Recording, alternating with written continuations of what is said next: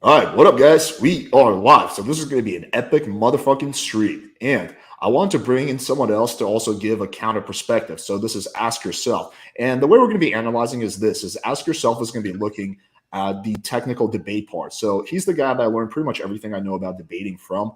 He's taught me a lot about debating, so I want to bring someone on who knows formal logic, who can actually literally deep analyze the arguments and the actual stuff. I'm gonna be focused more on the optics of it and just like general thoughts and just basic shit talking and humor, right? So you guys are going to get a very technical perspective, but you're also going to get a more superficial perspective. So I think it's going to be good. But yeah, Isaac, do you want to just quickly introduce yourself? Yeah, my name's Isaac. I run the YouTube channel Ask Yourself, though I'm not super active these days. You might have hyped me up a bit too much. I don't know if I have anything super technical to say, but yeah, happy to make fun of some crazy rambling old lunatic.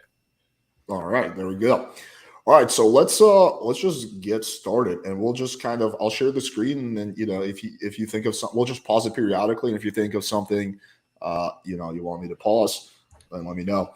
Yeah, totally. So let me provide the context for like the 5% of people who have no idea what the fuck we're talking about. So, so basically, Rollo did a debate against Sneeko and Destiny last night. It was hosted by Fresh and Fit. And pretty much everyone in the chat was saying, yo, dude, you got to react to this. And so afterwards, after my stream ended last night, I watched it, and it was pretty fucking epic. I mean, I think this could potentially be the most embarrassing point of Rollo's career. Would you agree with that assessment? This is like the lowest point of his career? I mean, I'm not familiar with his whole career, but of what I've seen, it's by far the lowest. Yeah, and then there's also some very interesting tweets that we're going to show you because Rollo's been spurting on Twitter. So Ask Yourself found a bunch of really funny tweets that I think a lot of you guys might have not seen. So we're going to also look at those. So he's pretty much, is it correct to say that he's doubling down on everything? Well, it's hard to say he's doubling down because it seems like his position has actually changed since the debate. But he's acting like he's always had the same view and is just doubling down on it, while in fact saying things that seem different. Like in this, I mean, we'll talk about it, but like in this debate, you'll see that he like repeatedly, refuses to define high value man. And now he's going around defining it everywhere as a man who other men want to be and who women want to fuck. It's like, okay, well, why didn't you say that last night? And I mean, we're going to see the video. You can kind of read the body language, and the whole situation is very obvious. But he had just obviously like not worked this stuff out, or if he had at some point in the past, it clearly was not present in his mind. So let's just get into it, and then we'll get into the details. So this is right around the time this starts. It's going to be about a 25-minute clip, but it'll probably take us a little bit longer so we can analyze it. Then we're going to do some Q&A, and we'll also pull up some funny tweets. And I think hopefully me and Isaac can give you guys. I think what happened here is pretty obvious, but hopefully we can also give you a little bit more info that you might not have thought of yourself that could add like clarity and provide more value on the situation. All right, let's get going. Sure. Okay. What up, man? Yeah, we got you. Okay. So let me explain a few things here. I just want to really quickly, before this begins, point out one ironic thing. There's a lot of hypocrisy when it comes to Rollo. Rollo explicitly said that the only way he's going to do debates with people like me and Destiny is if he's sitting in front of them. It has to be in person in his studio. And here he is doing a virtual debate, which is what I wanted the whole time. I said we could do it in a neutral studio. We could do it virtually. He's like, no, virtual is the worst. And yet here he is doing one. So just another funny little example of hypocrisy that I want to just say one thing at the outset, which is I truly don't know what he thought was going to happen in this discussion. Like, is he going in thinking that like Myron and Fresh are kind of going to cover for him? Is he just really genuinely confident and thinks he can actually defend his view? It's a bit of both, but Myron argued Rollo's points way better than Rollo did. Much better, yeah. Myron was actually like fairly, like I disagree with the arguments. He was articulate, he was clear. Like he was literally like Rollo 2.0 in this debate, and Rollo was just like this rambling, pissed off old man who was like basically like fucking throwing things at people, right? The type of person you see on the side of the highway. So anyway, let's play this.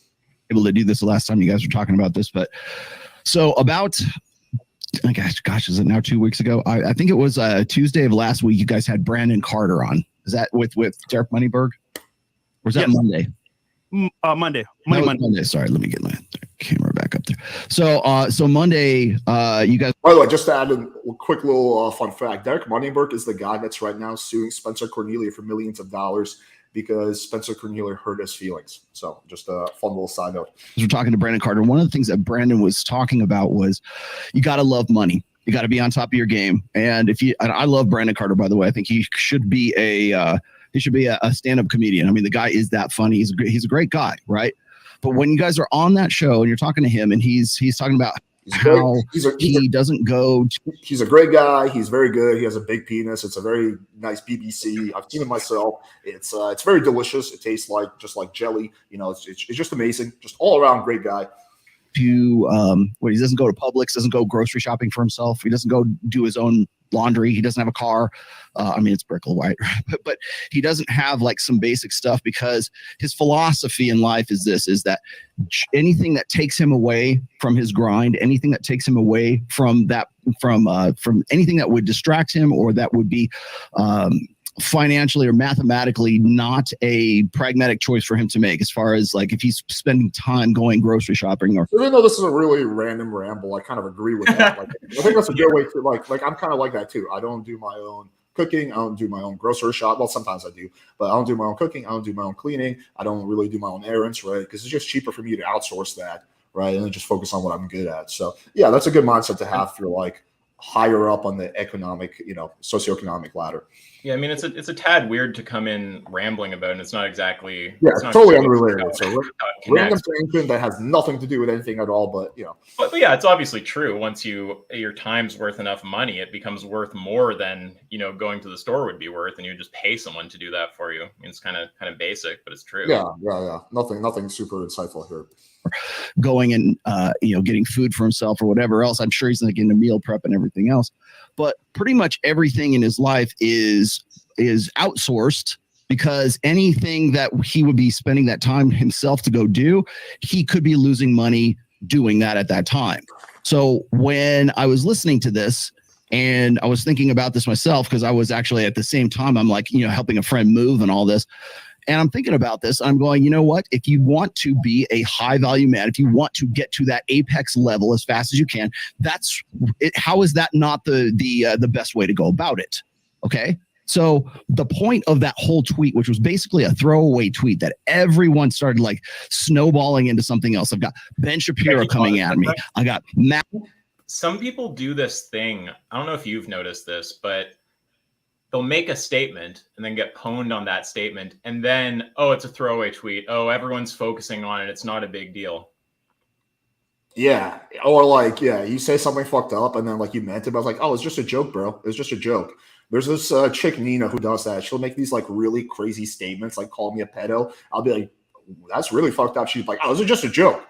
I was like, really? Was it a joke or was it only a joke because you got called out on it? So yeah, I bet if he got positive praise for that tweet, he'd be like, yeah, fucking, I've been about this for 3 months. This is just a throwaway tweet. I mean, I barely even meant it. I mean, I was like, hi, whatever. Yeah. I just got finished sucking Brandon Carter's dick, all right? So I wasn't thinking correctly. I was a lot of my mind, his load was just dripping down from my face. It's throwaway tweet, guys. It's not something that somebody would do if they felt like whatever. It's okay. Yeah, continue.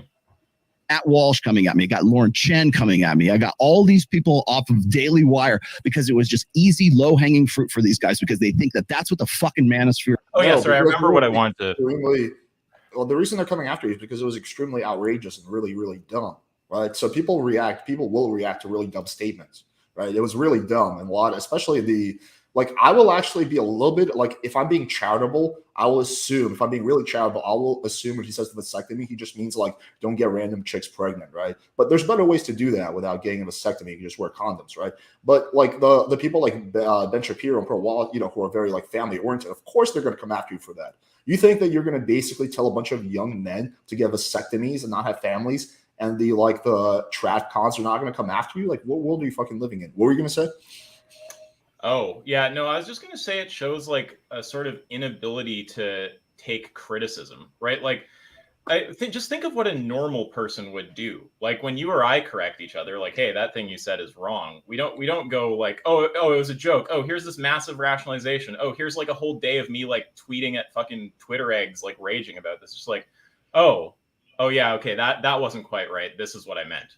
Right. But it's like that resistance around just being able to admit even the most minor error.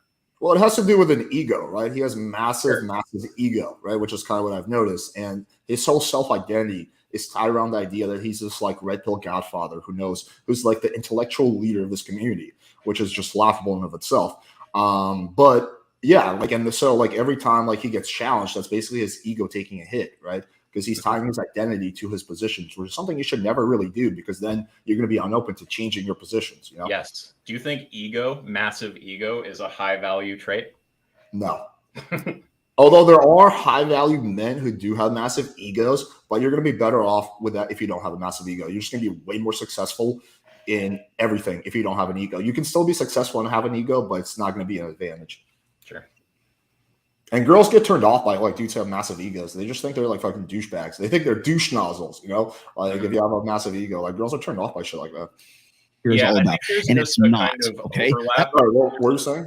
No worries. I think there's just an overlap between kind of like psychopathy, being an asshole, being kind of narcissistic, having a massive ego, and being confident, right? Confident is kind of like the good one that's like in that pack of traits. But I think some people mix that up and think it's actually the assholeness or the having an unreasonable degree of like confidence in yourself that's actually the attractive thing there. Well, you can be very confident without having an ego. They're kind of sometimes correlated, but there's no causation there. You can be extremely confident. I've met some really confident people who don't have an ego. They're pretty humble, right? Like Jocko Willing, for example, super confident dude, but doesn't really seem like he has an ego. He seems like he's pretty humble. Joe Rogan, super confident dude, you know, pretty humble, right? I would say myself, you know, I'm not as successful as those dudes, but I would say I'm like quite confident, but I wouldn't say I have a massive ego. I have a little bit of an ego, right? But do you know many people who are massive assholes and not confident? Yeah. I mean, like we know people who are assholes and who aren't confident, but I'm just saying there tends to be like an overlap between being an asshole and being confident, right? So some people think, oh, it's the confident thing, or sorry, the asshole thing that girls like. It's like not really. It's just overlapping with some other traits that actually are good. Yeah, exactly. All right, let's. I feel like you want to pick up the pace. We could easily. That was not fucking advice. Everything that is on Twitter is not advice. Do we want to consider speed up the? No, it was not to say. I'll do 1.25 joke, but it's like, let's just say it's a hypothetical, okay? It's now, that was good. Actually, you should rewind that. That shit's funny. They're trying to get him to be clear about the nature of his tweet, and he's like, "It's a hypothetical." It's like, what the fuck's that supposed to mean? Yeah, well, it's the modern Bailey fallacy. Kind of what you taught me is when you make a strong statement, then you retreat, right? Yes. It's like, oh, it was just a joke, bros. It's a hypothetical, really, versus the actual statement. You know, there's no room for it's not a hypothetical. Okay, he's making a very clear prescriptive claim, which is funny because he says he doesn't make prescriptive claims, but he does it all the time. And, hey, this is the quickest path to becoming a high value man. Number one, like that doesn't seem like a hypothetical to me. Like, you know, I mean, it's technically the language of it. I don't think is prescriptive. I'd have to look at it again. I think he just says it is the quickest path, and then gives a list of things, which is descriptive. But you might say there's like an implied prescription there. But you see my I think also whether he's prescribing it or not, whether he's actually saying this is what you should do. I mean, he's definitely saying this is what you should do if you want to become a high value man as quickly as possible. So minimally, it's like a kind of conditional prescription, right? Yeah. All right, let's keep going. There's no fucking joke here because everything that's come out of both of you guys' mouth has been nothing but distraction and misdirection. So funny how he's getting so triggered. They haven't even said a word yet. They haven't even said a word yet. He's already triggered as fuck. Direction because it's easy fucking clicks for you. So here's the whole thing. When I'm talking about get a basketball. By the way, as a side note, he's made every single one of those accusations against me. Oh, this is just easy clicks. I'm surprised he actually hasn't accused them of being paid for by Anthony Johnson because he does. But yeah, he's like, oh, you're just doing this for clicks, bro. You're just doing this for clout, bro. You don't actually believe in this stuff. He makes the same exact like response to everyone. He's not original at all in how he responds. Everyone's being paid by Anthony Johnson. Everyone's disgenuine. Everyone hasn't read his book or doesn't understand his book, doesn't understand his genius. And everyone's just doing this for clicks, right? It's the same argument. I've heard this argument half a dozen times. Yeah. He's just got these like cookie cutter sort of critic dismissal strategies. But I mean, it's one. I'm surprised anyone even falls for it in text, but to try any of it live versus anyone who spends time debating like Destiny is just a horrible idea. Yeah. Second, or don't be concerned with. When he's mad, his glasses got uneven on his nose. You see? Okay. I'm really mad about this, bro. Shall we keep going? Are we just gonna have jokes thrown in here? Really heated about this. Is that what I get to? Is that what I get to? So, So here's the deal. Something that gets lost by our amount of cutting in probably is just how much more Rollo is talking than these people. Like he's talking like 90% of the time throughout pretty much this whole conversation. They haven't said a word in. They literally made. I think Destiny got one word. Words, but like they haven't said much. He's literally just going on a massive monologue, just a massive tangent about like fucking how great Brandon Carter is, which is completely like but his whole thing, like all throughout this, he wants to like riff into his zone where he's just spitting his like red pill talking points, and the chat's all going like, "Oh, facts," or whatever it is that these people do. But they kind of don't let him get into that flow because Sneeko and Destiny keep pressing him with these basic questions that he can't answer. Yeah. It'd be funny if this was like one elaborate coming out story. So basically, the moral of the story is me and Brandon Carter are dating now. Yeah. He's a high value man, and I'm gonna suck his high value essence out of him every single night. You know, he did seem weirdly interested in Brandon Carter's life details, didn't he? When I'm talking about this, when I'm throwing this out there, why wouldn't you do that? Would you not have been more successful, Sneeko, had you not had to go through certain things? If you had a kid right now, advice or not? You would be playing the game with a handicap. You would be playing the game with your fucking. Sorry, what, Isaac? I'm just flagging the dodges. Like if you listen to Sneeko, he's just asking over and over again if it's advice and just not. Yeah, Rollo doesn't answer questions. He just goes on monologues.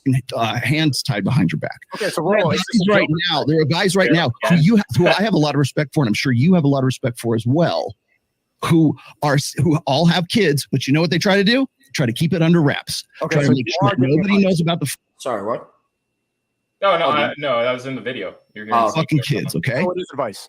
So here's okay. First off, this is not fucking advice. Everything that is on my show or is on Twitter is not automatically advice. Now, but here's the thing. You know what you're gonna say, because here's the deal. When I was on whatever podcast I was telling this, I was saying exactly the same thing here. Is that everything? You can't answer a simple question. Is it advice? Yes or no? What is it then if it's not advice? You can't answer that. It comes out of somebody's mouth on Instagram.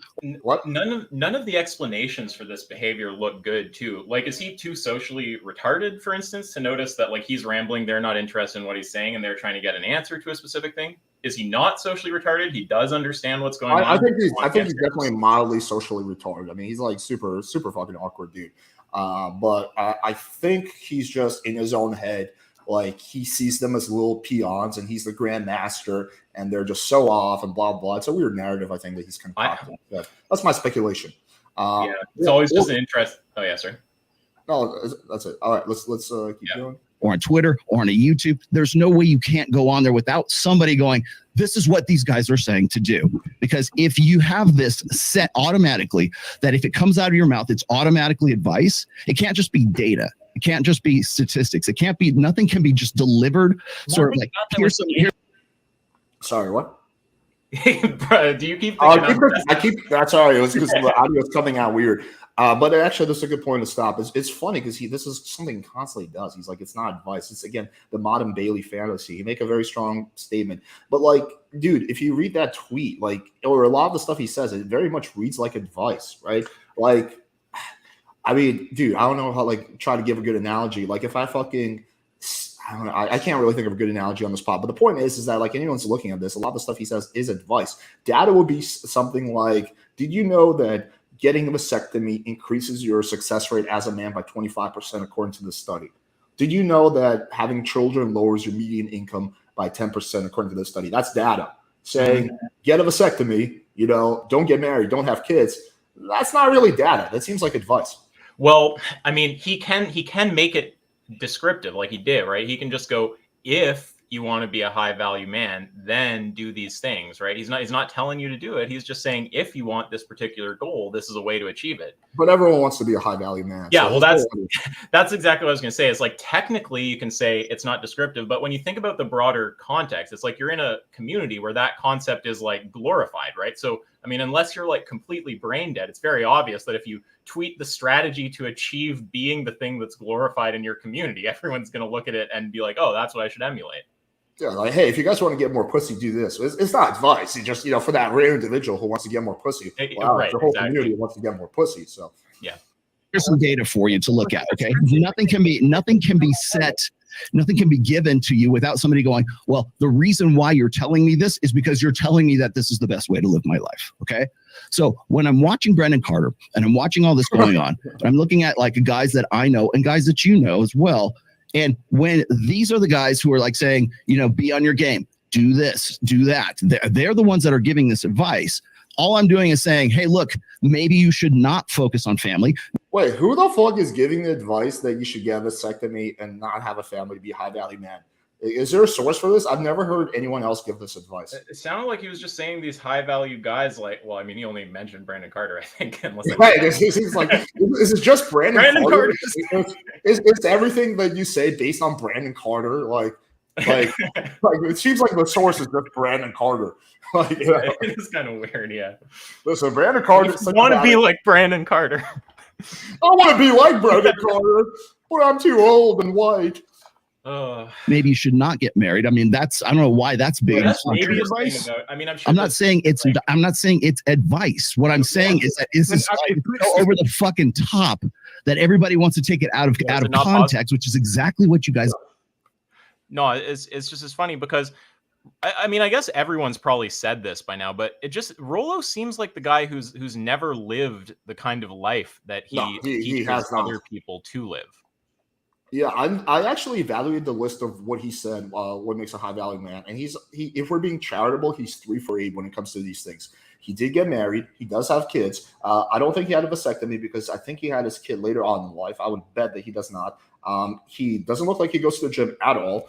He doesn't know game, right? So that's 5 that he didn't meet. The 3 are the ones like staying on your grind, like focusing on your strengths. Like we'll just be charitable and give him those because I don't know enough to know that those are false. But that would still make him 3 for 8. Like he's not doing more than 50% of the things that he's advocating for. And when you see that, it's like, now look, you can be like, you can be doing 7 or 6 out of the 8 things you're saying. Like I will say meditation is a good idea all day, every day, but I don't actively meditate. Doesn't mean that meditation is not a good idea. But the vast majority of the things I advocate, I do, right? And so it's like if it's 1 or 2 things, that's fine. But if it's like more than 50% of the things that you say are good, you're not doing, like, does that mean you think you're a low value man, Rollo? Well, yeah, right. That's kind of the point because it's like he could just be a guy who makes points and goes, "These don't apply to me." Just like someone who could smoke and say smoking's bad for you. It's like they're not wrong; they're just not doing the thing that they think is good.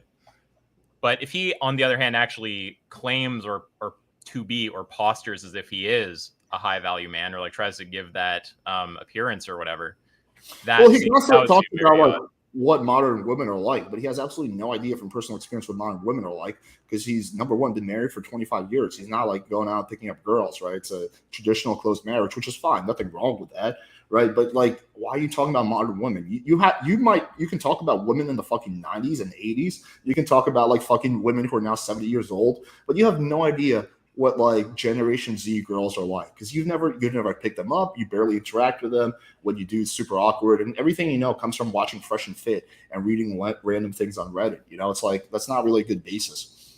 He's getting rattled just in like a little fucking video call with like Destiny and Sneak. Yeah, what Rollo does is he constantly tries to distract you by going on monologues and tangents and avoid answering the actual point and using big words and referencing random people that no one gives a shit about. Yeah, using big words and referencing random people that no one really cares about as if that like gives him authority. Well, Brandon Carter. Brandon Carter. So that's kind of his tactic. He doesn't really directly engage in what you're saying, right? He just kind of does these weird like diversion tactics. Yeah, it gets better as he gets pressed, though. They press him for a definition in a bit. This is going to get really good, guys. What is it? Can you tell me what that tweet was if it wasn't advice? It's not advice. What it is it's saying that this is the most extreme way to do things. Okay, here's the quickest path to. If I told you this, look, if I said the quickest way for you to make $1 million, that sounds like advice. Is to go steal it from the bank or go to steal it. Does that mean I'm telling you to go steal it? He's being purposely obtuse right now, right? Because that's not what's happening there, right? He didn't frame this as like, hey, this is like the most extreme way. He's framing it as like this is the best path to becoming a high value man, right? So he's being purposely obtuse right now. He's not like the rob a bank thing is ironic, right? What is the quickest way to get rich? Rob a bank, right? Like the equivalent of that would be the quickest path to becoming a high value man is turn into a high value man or like invent a time machine, right? That's what would be like humorous, right? But he's making a false equivalency here, I believe. Yeah, and I think the obtuseness comes up again later when this same tweet comes up again, and he starts reading. I'll point it out if I remember. Okay. If I tell you to go fucking jump off a cliff, are you going to go jump off a cliff? Right, I'm also, by the way, here's the other thing is I'm also responding to Dr. Richard Reeves in this as well. Okay, there's a lot of context about it, sure. But all the rest of the list, you're equating vasectomy to lifting, game, play to your strength, resisting up on easing your focus. The rest of it sounds like general advice. Okay, well let's say so let me ask you. So is it the vasectomy part that's throwing you off? Really genuine good advice, right? The rest of it. Is it the vasectomy part? Yeah. Do you agree with pretty much everything else except for the vasectomy part? The first three. Just to quickly give my thoughts on this list, I did a video on this today, but I'll quickly sum it up. Do not get married. It has no effect on whether you're high value, low value. Avoid family creation, nonsense. Vasectomy in your 20s, nonsense. Live consistently, good. Eliminate all sedations. Half truth. You don't want to be getting fucked up all the time. But sedating yourself once in a while is totally fine. A lot of successful people do it. Learn game and networking, good. Play to your strengths, build wealth, good. Resist easing up on your focus, good. Right? So, like, most of it is decent advice. He's like, 60% of this is good. Is weird because then I don't even know what the red pill idea of a high value man is. Is it just being rich? Like, what's the point of having all this money and not having a family? Why be that rich? The guy who's always grinding. Whoa, Brandon Carter doesn't have to do his laundry. Sick. What else are you going to do with your life? Right. Maybe this is actually meant so that you'll get it. You'll have a freaking epiphany about all the shit that you have to sacrifice. What's up? Do you think that he's posting this to make people have epiphanies about what they have to sacrifice? No, this is just a random thing that he thought of one night while he was like fucking hiding from his wife, and he thought it would be like a good tweet. And then he's now trying to make excuses and using the modern daily fallacy now that people are giving him shit. And can you hear, like, if you back up maybe like 10 seconds, can you hear his voice waver there? Do you notice subtle things like that? You can tell he's nervous.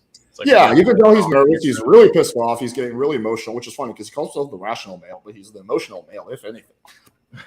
He gets emotional. It's not like a one-time thing. He gets emotional all the time. And like almost every stream, he's like super emotional. So no, he should call himself the emotional male, honestly. By the way, there's nothing wrong with being emotional. It's just ironic that he talks about like men care about facts, women are emotional. Dude, you're the most emotional motherfucker I've ever seen. To get to that in the first place. What are you willing to sacrifice? Are you willing to live the kind of life, let's say, like a Brandon Carter is, where you're going to outsource your entire life? He loves Brandon Carter. Yeah. Yeah, like we can't even pause without Brandon fucking Carter coming Moral of the story, Rollo has a crush on Brandon Carter. It's funny that he can't think of anyone else that's a good example of a high value man besides Brandon Carter. He just really likes Brandon Carter, dude. Don't pick on him for it. Life, or are you going to tell like even right now? No, it's all good. You can tell even right now, like he's trying to launch into like these like pre-constructed like talking points that he's used to, right? Like right now he's getting into this whole spiel of like, what are you willing to sacrifice? And it's like they're not asking about that. It's not even the topic. Rollo's great at answering questions that no one asks.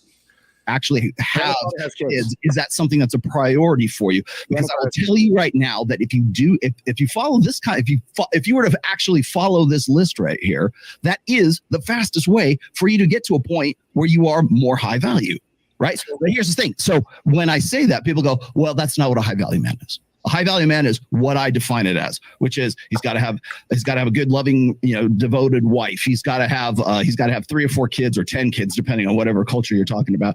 All of this stuff that makes up whatever that person who happens to have that is, then that's suddenly the definition of what a high value man is. So what I'm saying this is the best way to become a high value man. I'm not saying this is the only way to become a high value man. I'm just saying that this is the fastest way to go and do something like that. We've been talking a lot for 5 minutes. What is your definition of a high value man? All right, this is where it's supposed to get really good. Yeah. It doesn't matter. That's not what I was talking about in this. It doesn't matter. I what you're talking about. That's what the first part of the tweet is: how to become a high value man. The fastest way to become a high value man is to recognize the fact that you've got sacrifices to make. See how he's not responding to their question. He's just trying to keep talking. He's not answering the question. Like, he can't define. He's like, here's how you accomplish this. Well, what is that? Here, guys, here's 8 steps to becoming a player. Oh, Alice, what is a player? It's whatever you want it to be. It's subjective, really. Right. It's just being a player. It's like making sacrifices and douche nozzle this and Oh, did I tell you about Brandon Carter? Yeah, lots about Brandon Carter. And do you agree that the steamrolling comes off very cringe here? Like, the thing is, with steamrolling, sometimes you have to, right? Like, you've talked to people like Mr. Slave. You know what it's like when you have an interlocutor who's just not going to give you a chance to speak, right? And it's like, okay, I have to either forcibly make room for myself or just not say anything. That's a fair time to steamroll. But when everyone's just trying to get you to answer a simple question and you're like steamrolling over them, repeating the question that you're not answering because you're in the middle of a ramble when you're supposed to answer the question, and that's just really cringy. Yeah, from an optics perspective, it's really cringe. Telling like stories from Vietnam. Like, just say, what is a high value man? It's the first part of the tweet. What does that mean? You tell me what a high value man is. Because Like standard deflection right here. here's the thing: is it doesn't matter. It doesn't matter what I'm going to say is a high value man. You guys are fucking because it's your fucking tweet. It obviously It matters. doesn't matter what I. It's going to They're determine. happier with it. The first one was You fucked up. It's going to determine if the sentence is true or not, right?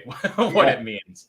Like, if your definition of high value man is like someone who's, for example, like fucking takes a bunch of steroids, right, and just like gets as jacked as possible, it's gonna be very different than if your definition is someone who's like an Elon Musk, right? Like the steps are going to be radically different. So your definition absolutely fucking matters. It's not subjective because you're giving like concrete steps, right? So it cannot be, the definition cannot be like, oh, up in the air. It has to be some specific definition. Also, these guys constantly give women shit when they ask women to rate themselves, and the girl's like, oh, I'm a 9. It's like, what makes you a 9? Oh, well, I just feel like, I blah, blah. They're like, well, that's not the objective reality, right? Well, this is the same thing here. Like you're not giving objective reality here. He literally gives an answer in a sec, like crazy gender ideologues do. That's the point. This whole discussion is the point of the fucking tweet. So let me go back. Value man. I'm not saying this is the only way to become a high value man. I'm just saying that this is the fastest way to go and do something like that. We've been talking a lot for 5 minutes. What is your definition of a high value man? It doesn't matter. That's not what I was talking about in this. It doesn't matter. Isn't it literally what you're talking about? That's what the first part of the tweet is: how to become a high value man. The fastest way to become a high value man is to recognize the fact that you've got sacrifices to make. Okay. So what is that? Telling like stories from Vietnam. Like, just say, what is a high value man? It's the first part of the tweet. What does that mean? You tell me what a high value man is. Because here's the thing: is it doesn't matter what I'm going to say is a high value man. You guys are fucking because it's your fucking tweet. It doesn't matter what I say is a fucking high value man because everybody takes this. The point of the fucking tweet is that everybody is going to take this and then insert their own definition of what a fucking high value man is. There's nothing about the tweet that it indicates it's to get you to reflect on what high value man means to you. It's obvious that he has a particular conception of high value man in mind when he makes the tweet. He's telling you how to quickly become that. And saying it doesn't matter what it is retarded. Like that logic completely doesn't work, because if your idea of high value man is someone, for example, who volunteers a lot and dedicates his whole life to helping people, then none of the stuff that he mentions, besides maybe like one of the things, is going to help you, right? No, the fastest way to become a volunteer is to get a vasectomy and try to be more like Brandon Carter. Yeah, obviously. So it is very important. Like you can't give concrete steps and then say the end goal is like arbitrary. It's like, yeah, the steps have to be arbitrary. Then you can't have like here. Okay, guys. So you're gonna want to download Tinder. You're gonna run boosts. You want to get really good photos, and then you're gonna be successful on Tinder. What does it mean to be successful on Tinder? Well, it's really up in the air. You know what I mean? What's it mean to you? Right. I mean, to me, it's like having sex with girls. But for you, it's like, just like, circle jerking to random chicks that you see. That's fine too. It's like, what the fuck? You 12 kids when you're 16. Then your tweet doesn't work, does it? What if your definition of a high value man is being getting into a trade and having 5 kids by the time you're 22? Credit to esports professional. This is absolutely the right point to make, right? Which is credit to Sneeko too. Sneeko did a good job during this debate. That's one of the better performances I've ever seen from Sneeko. Yeah, I totally agree. Credit to Myron too. I'll give credit to everyone besides Rollo. Well, not to Fresh. Fresh is a dumb fucking hole. Fresh just sits there and just like stutters and regurgitates random shit that no one cares about. But Myron did a good job. Sneeko did a good job, and Destiny did a great job. You're absolutely making my point for me right here. Okay, this is what I'm saying. My point is that I think also list of 8 things. Do these 8 things. I was just gonna say it's also just really cathartic because like he's an insane debate dodger. Like again, I have absolutely no clue what was going through his head when he thought this was like a good idea to do this discussion. Like he wasn't gonna get humiliated. But yeah, it's very like cathartic to watch somebody like totally show this guy has no clue what he's talking about because he's avoided debate with competent opposition forever. It's clear why now, isn't it? When you have a massive ego, right? You don't the idea that this might be bad doesn't enter your head, right? Because you just assume that everyone else is dumb, that you're the only one who knows what they're talking about, right? But I think a part of him knows that he's a dumb fuck, which is why he does avoid debates with like competent people. And I think he's quickly realizing this is not going how he thought it was going to do. He just thought that he was just going to talk about Brandon Carter. Everyone's going to be like, yeah, Brandon Carter good, Destiny bad. Yeah, Brandon Carter. You know? Things to become a high value man. Do 1 through 8 to become A, and you're not defining what A is. The fastest way to becoming a high value man is these things. What is that? Okay. So here's the thing. So if we're talking about family creation, okay, so you want to go? Okay, let's go one by one. You want to go one by one? Okay, no, so I want to go before one by one. What is a high value man? We can't have an argument if I don't even know what your definition is. The very fact that you're even asking this in the first place is the actual point of the fucking tweet. No way, okay? that's the point of the tweet. What he said here makes absolutely zero fucking sense. Like, if you think about this logically, this is like one of the dumbest things ever. So if you're going to be a high value man with the fucking hands tied behind your back, then what is that? What does that mean to you? That's the point. This whole discussion is the point of the fucking tweet. You guys, one of the tweet was, you've got some conception of a high value man. Here are 8 points that you think you need to do to get to it. And now you're getting blown the fuck up on the vasectomy thing, which you probably realize is fucking retarded. But you're too old and stubborn to walk back from it. That's the point of this conversation. I'm not too stubborn to fuck up. Very accurate Absolutely. description by Destiny. And it's so good to like actually point out the character of these people. I hate when no one says the like obvious thing everyone's thinking. So yeah, thank you. Yeah, but you got to do it with delicacy because you don't want to make it seem like you're making personal attacks. So it has to be done delicately. You know what I mean?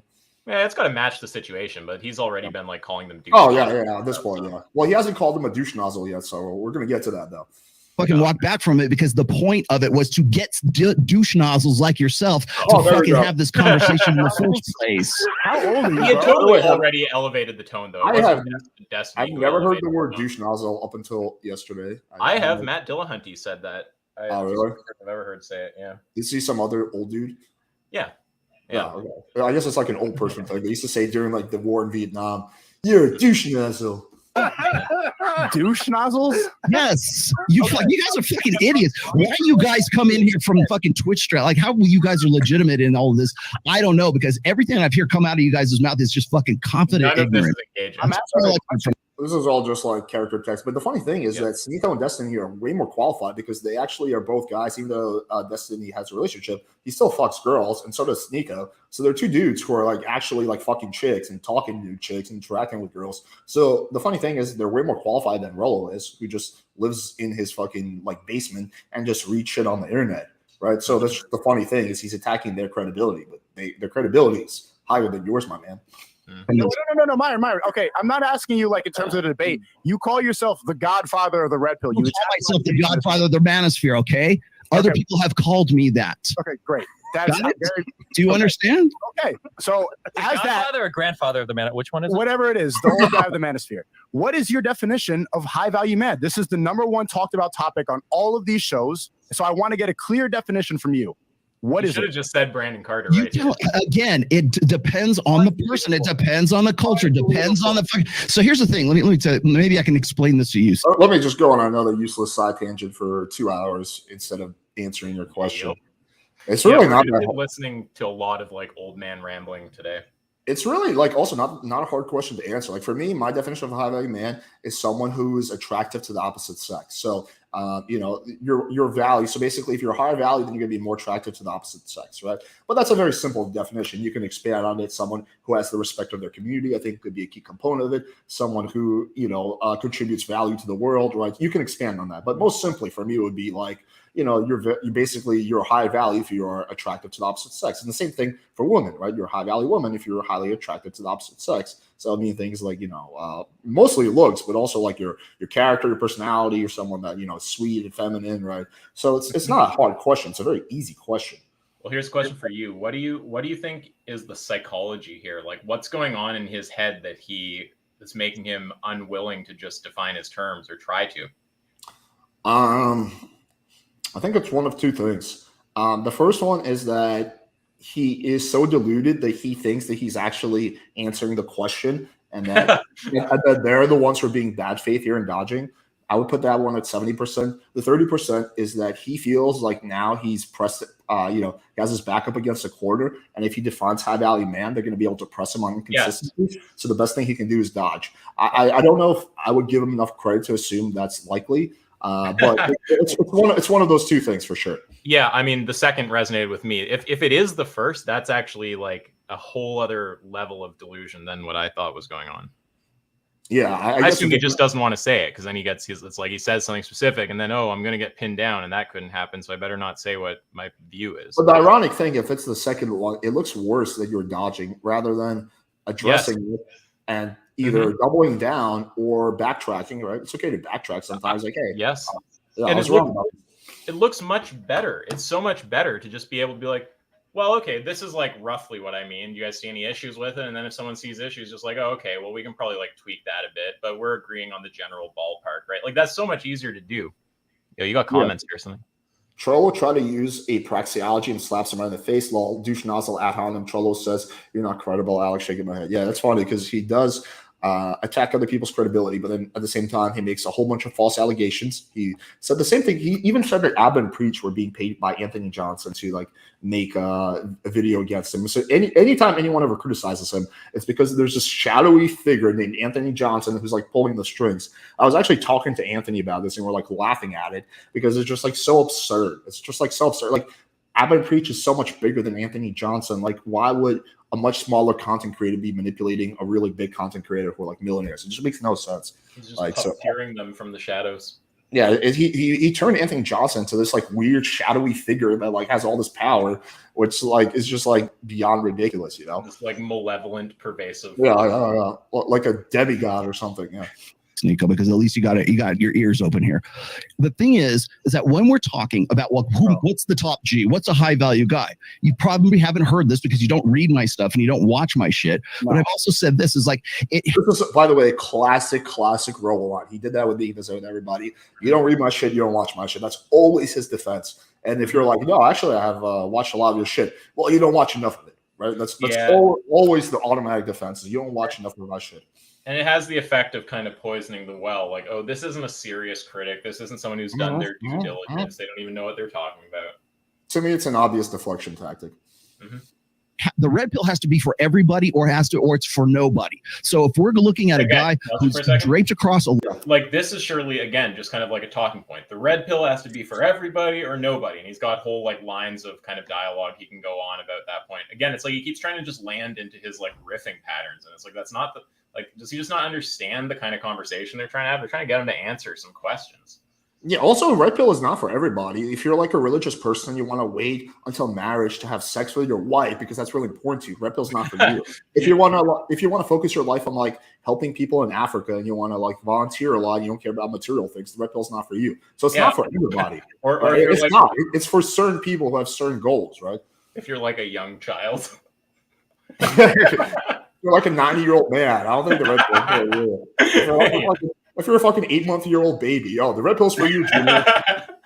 Lamborghini, and he's got hot chicks with him, and we say that's what I'm aspiring to, but I'll never make that because I live in a fucking fishing village on the coast of Chile, right? That means I can never match that high apex of a high value guy. The guy in the car, but the guy who. The funny thing is, every single one of the 8 things he said are things that anyone in any country could do, first and second world country. That guy who lives in a fishing village can go to the gym. He can avoid having a family. He can get a vasectomy, right? He can, not ease up on his focus. So none of the stuff he's saying is exclusive to first world countries at all. I don't know if I'd want to get a vasectomy in a third world country, but I take your point though. I agree. Yeah, maybe not, but you see my point, right? It's like it's not so. This is also like logically incorrect. Like this is not just exclusive to certain people. Everything you said in that list, anyone can do basically if they want to. Who happens to live in those villages or happens to be in a different culture or in a different country or whatever else, he can still benefit from that because however he's defining himself as a high value man in his fishing village, maybe that's what he can aspire to. It has nothing to do with Chile and the village in the car. Here's the thing is you guys want me to say, okay, a high value man makes $100,000 a year. He's fucked 50 chicks. He's got like, that's the thing. No, they just want you to give a definition, my man. I want you to say I disagree with that. I'm asking you because I come on this all the time. Disagree with it. What I'm saying is the point of the tweet is so you will ask that question. I'm past the tweet. I'm past that. Look, I'm asking as somebody who's really interested in the red pill. I listen to a lot of this content. I want to know what your definition is, because if you have a definition that's completely off of what I think it is, then I guess I'm not red pill. Well, here's what I think guys ought to do. Would you like me to give you some prescriptions? Is that what we're trying for? The problem also for Rollo from an optics perspective is he comes off so condescending, and that's just generally something that looks very bad from an optics perspective, especially since like Sneeko and to large extent Destiny as well, but mostly Sneeko is engaging in good faith and is like being earnest and saying, hey man, like I'm curious about this, like this is the type of content that I'm interested in. Tell me about it. Would you like me to tell you what Brandon Carter said last night? Yeah, I almost 100% agree, but I mean, I'm sure you also agree warranted condescension can be good and like deserved. When someone's like being a huge douche to you and then it becomes obvious that they don't even know what they're talking about, if you want to kind of condescend a little, I mean, I think that's well due. It's condescension when you're not making good points or doing well in the discussion. That seems like, I think there's few situations where condescending can work, but this is certainly not one of them. The other person has to be like being really bad faith and like be really incompetent and just be a dipshit, right? But it doesn't work when someone's like being earnest, You don't think it's funny when, when someone's being bad faith, but like even like what Destiny's doing when he's like saying you sound like an old Vietnam war vet, like rambling at me, right? Like that's kind of. But I don't see that as condescending. I see that as trolling. Okay. All right. Fair enough. I guess maybe I'd have to think more about it. Yeah. No, I want to know your opinion of a high value man. What is it? I think a high value man is whatever is contextually makes that guy a high value guy in whatever culture that he happens to be in. A high value guy is whatever makes you a high value guy. Yeah, this is one of those parts where we should like talk for a minute. So like, have you seen the whole like regressive definition leftist stuff? No, maybe you can just like expand. I mean, I've heard that term, but just explain this for the audience and for me. Have you ever like talked to anyone on the far left about what a woman is, and then they tell you that a woman is anyone who identifies as a woman? Yeah, exactly. Yep. Do you see like an issue with giving a definition like that? Yeah, it makes no sense. Then words have no meaning. Yeah, it's like you can't get to the if you don't know what the term means, then how is it's like saying if someone asks you what is a chair? A chair is anything that you think is a chair. Like, well, and the important part is that the term whose meaning you don't understand is showing up in the definition of the term that you're asking for. Like, if you ask, I wish I could draw it out somewhere, but like you can do like term substitution, right? Like if you say a woman is anyone who identifies as a woman, right? You see woman again in the definition. You might ask what that means. Well, it means anyone who identifies as a woman. So by term substitution, they're just saying a woman is anyone who identifies as a woman. Well, there's woman again. What does that mean? Well, by term substitution, a woman is anyone who identifies as a woman, right? It just expands out infinitely. Because every time you try to fill in the meaning of the term woman with the definition, you just end up inserting a sentence that contains the term whose meaning you don't know. Yeah, I mean, what is a high value man? It's basically a high value man, bro. Like, it's like, what the fuck? You're just repeating yourself.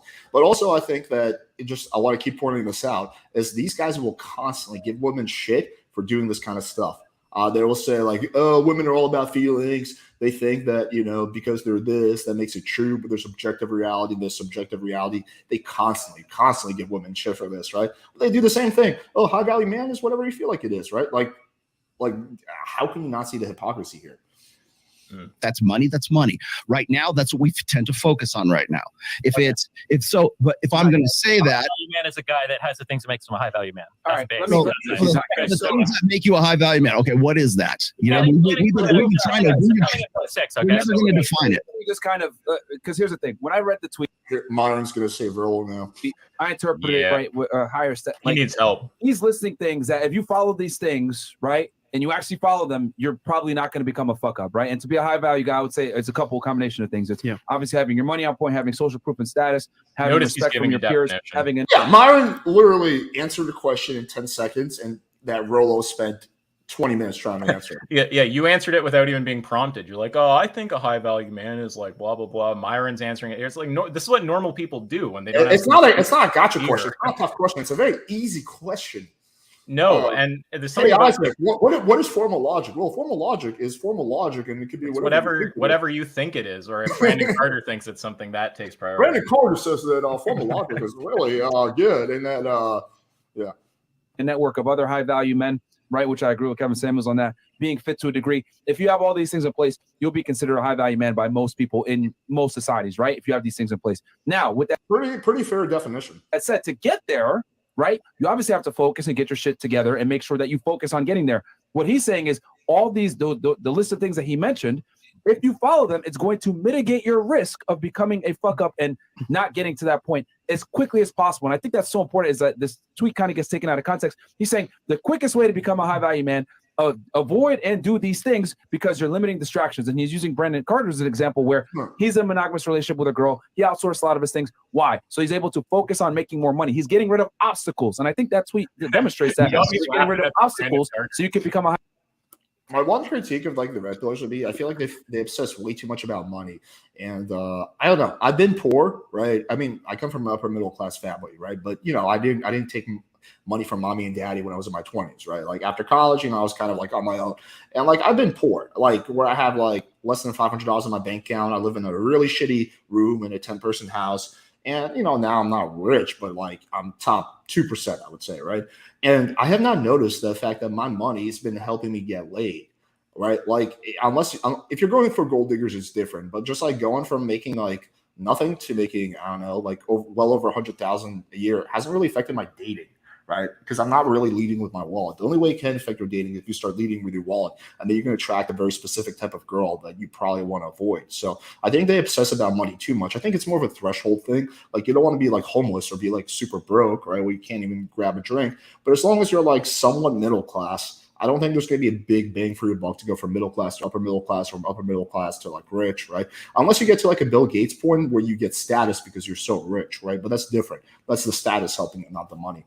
Mm-hmm. That's just one criticism I've always had of the red pillars. High value man in the quickest possible way. Now, I know the most controversial one is the vasectomy. Though there's other ways to get the same, I guess, effect from vasectomy. Let's say you use a condom. Let's say you pull out, whatever it may be. He's saying, okay, if you get the vasectomy, then we know for a fact you're not going to have children. Yeah. It's really no different than having a condom or pulling out or whatever it may be. The point is to not get a girl pregnant. Well, the thing is that vasectomies were designed as a procedure for someone who's married, who has kids, and who doesn't want to have any more kids. They weren't really designed for like men in their 20s as a form of birth control. I mean, you can certainly use that, but that's not really what the intended purpose of the operation is.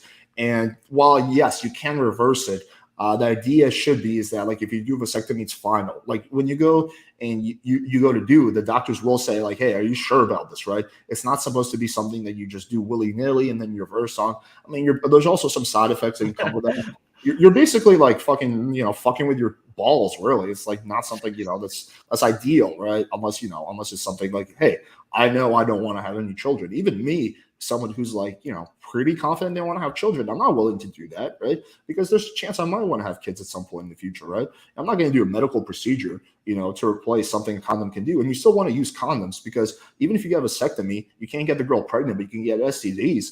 And, that is becoming more and more popular. So you're still going to have to wear a condom with a random chick. That's the thing, right? So it's like, what's really the point if you're still wearing a condom, right? And yeah, like, I would never willy-nilly just fuck random chicks from the club without condom. That's just like, you're going to get an STD. I've seen it happen with friends of mine. It's not good. I mean, it's not the end of the world, right? But, there's a lot of like antibiotic resistant, STDs now. Like, you don't want to fuck with that. It's like you want to err on the side of caution. And getting an STD, while maybe not as bad as getting a girl pregnant, still pretty bad.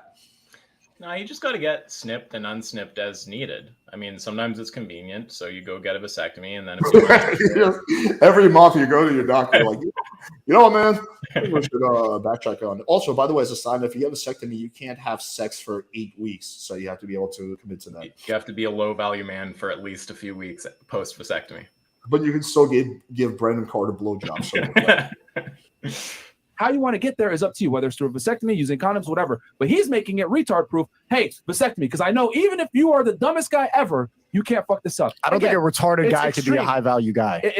No, when I say High retarded, I mean value as in retard. stupid. But what I'm saying is that the point I'm trying to make is this list is the foolproof way, if everything is followed, for you to get your status up as quickly as possible in your 20s. That's not what the list is though, because what you just said was advice, and he said it's clearly not advice. So you're interpreting it. He said he's joking, and he's trying to provoke people. Like half it was just for jokes. But I'm telling you, I started out telling you guys how I interpreted that. Yeah, sure. Right. He's not wrong. Right, But he's not wrong. So that people can interpret it how they want. Exactly. To create discussion. That's And the point. it's funny. That's what he's saying.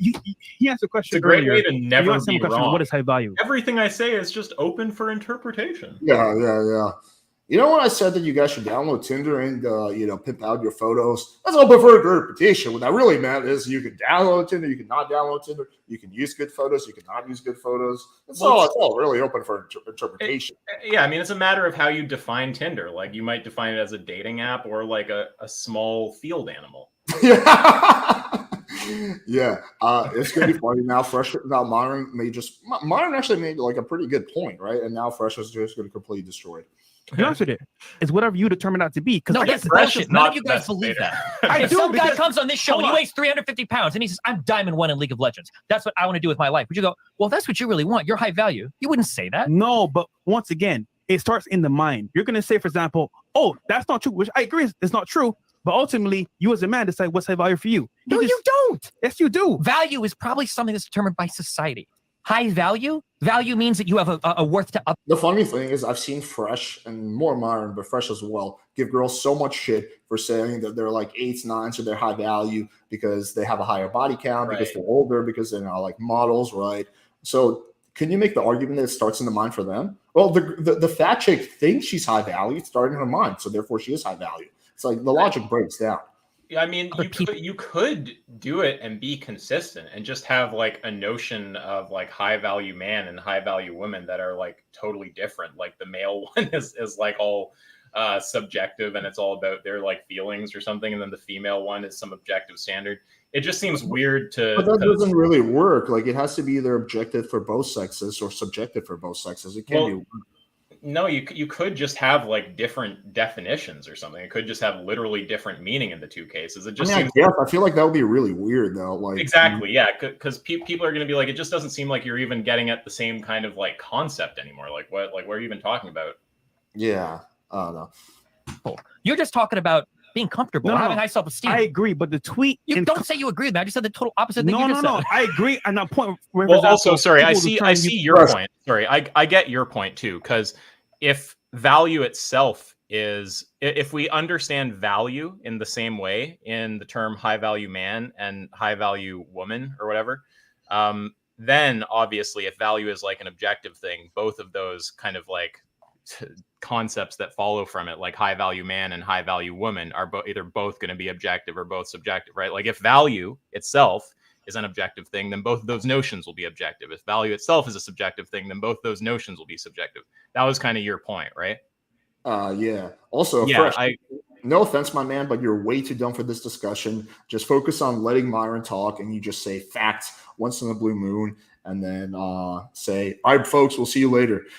Yeah, he's just like, dude, this guy's I like. think even the chat I'm is going saying to- stuff about him not tracking. But yeah, just in case, just so I'm clear about the point that I'm making there is just, yeah, they are going to both come out the same if you say value is used in the same sense in both high value man and high value woman. I'm just saying hypothetically, you could say I'm using value in a different sense when I say high value man versus high value woman. But I'm you just trying to be charitable. You see the point I'm making, though, right? I do see the point. I just wanted to Okay. make that little caveat. But yeah. Okay, fair enough. as high value. However, the tweet saying high value could mean in your sense whatever that means to you. No, it doesn't. What? That's what he's saying. No, he's not. He doesn't know because he doesn't have a good definition. Because he knows if he says anything, he's gonna get You pinned sound down like on the it. girls who believe they're a 10 because they Yeah. describe themselves as a 10 in the mirror. If you brought That's in the some same You're loser, missing the point. Sneeko is so based in this debate. Like, and he's like, I'm high value because I'm the manager at my McDonald's, you probably wouldn't agree the that he's high point value. is that when he says high value, you're going to determine that as a man. What does that mean for you? Success is a part of it, yes, but their success could be owning a farm or having a business. It doesn't matter. He's saying Just as a side note, like Sneeko, like my respect for Sneeko keeps wavering because initially when he came on my channel, did the speed date, and was wanted to have a discussion, I gained respect for him. But then afterwards, when he started dodging debates, and I saw that appearance on Fresh and Fit where he was bullying that girl, I lost respect in the whole guns thing with penguins. But now I'm slowly gaining respect for him back because he seems like he's being good faith, he's being reasonable, he's making good points. Like so, it's just I don't know, I don't know what the fuck to think about Sneeko. Okay, like honestly, like sometimes he just surprises me. Is he just really young? How old is he? Is he like 20, early 20s? Yeah, he's like 24 or something. He's young as fuck. To get to that point, you need focus. Ultimately, that's what he's saying. Just be focused. I mean, look, we make fun of the girls all the time for saying it's 10 out of 10 all the time because they say it in their head. All he's saying is just be focused. I mean, well, that's like the most defensive. So if a girl comes in and says she's a 10, and you say, why are you a 10? Because I'm focused, you will agree with that? Like, come on. Or a fat guy says that he's a 10, who's a virgin, like I am Skippy, you'll say, oh, I'm focused, bro. Oh, yeah, I guess you are a 10. Come on. You're going to give that guy so much shit. We all know that. I believe I'm a 10 out of 10. No, that's ridiculous because society determines how attractive you are. Society determines how valuable you are. You can't apply that lot. You can't make fun of the girl, the ugly fat whale who thinks she's a 10 girl boss queen, and then also say a high value man can believe it in his head. Well, I gave you guys a 10. You have a good definition. You talked about some shit, being relatively fit, having a network of people that are very social. Yeah, of course. Yeah, that sounds like I do, because here's the thing. For me, I will define it because that will allow you guys to see where I'm coming from. Mine's like Fresh. You're making the situation worse. All right, just don't talk. Don't talk, Fresh. Don't talk.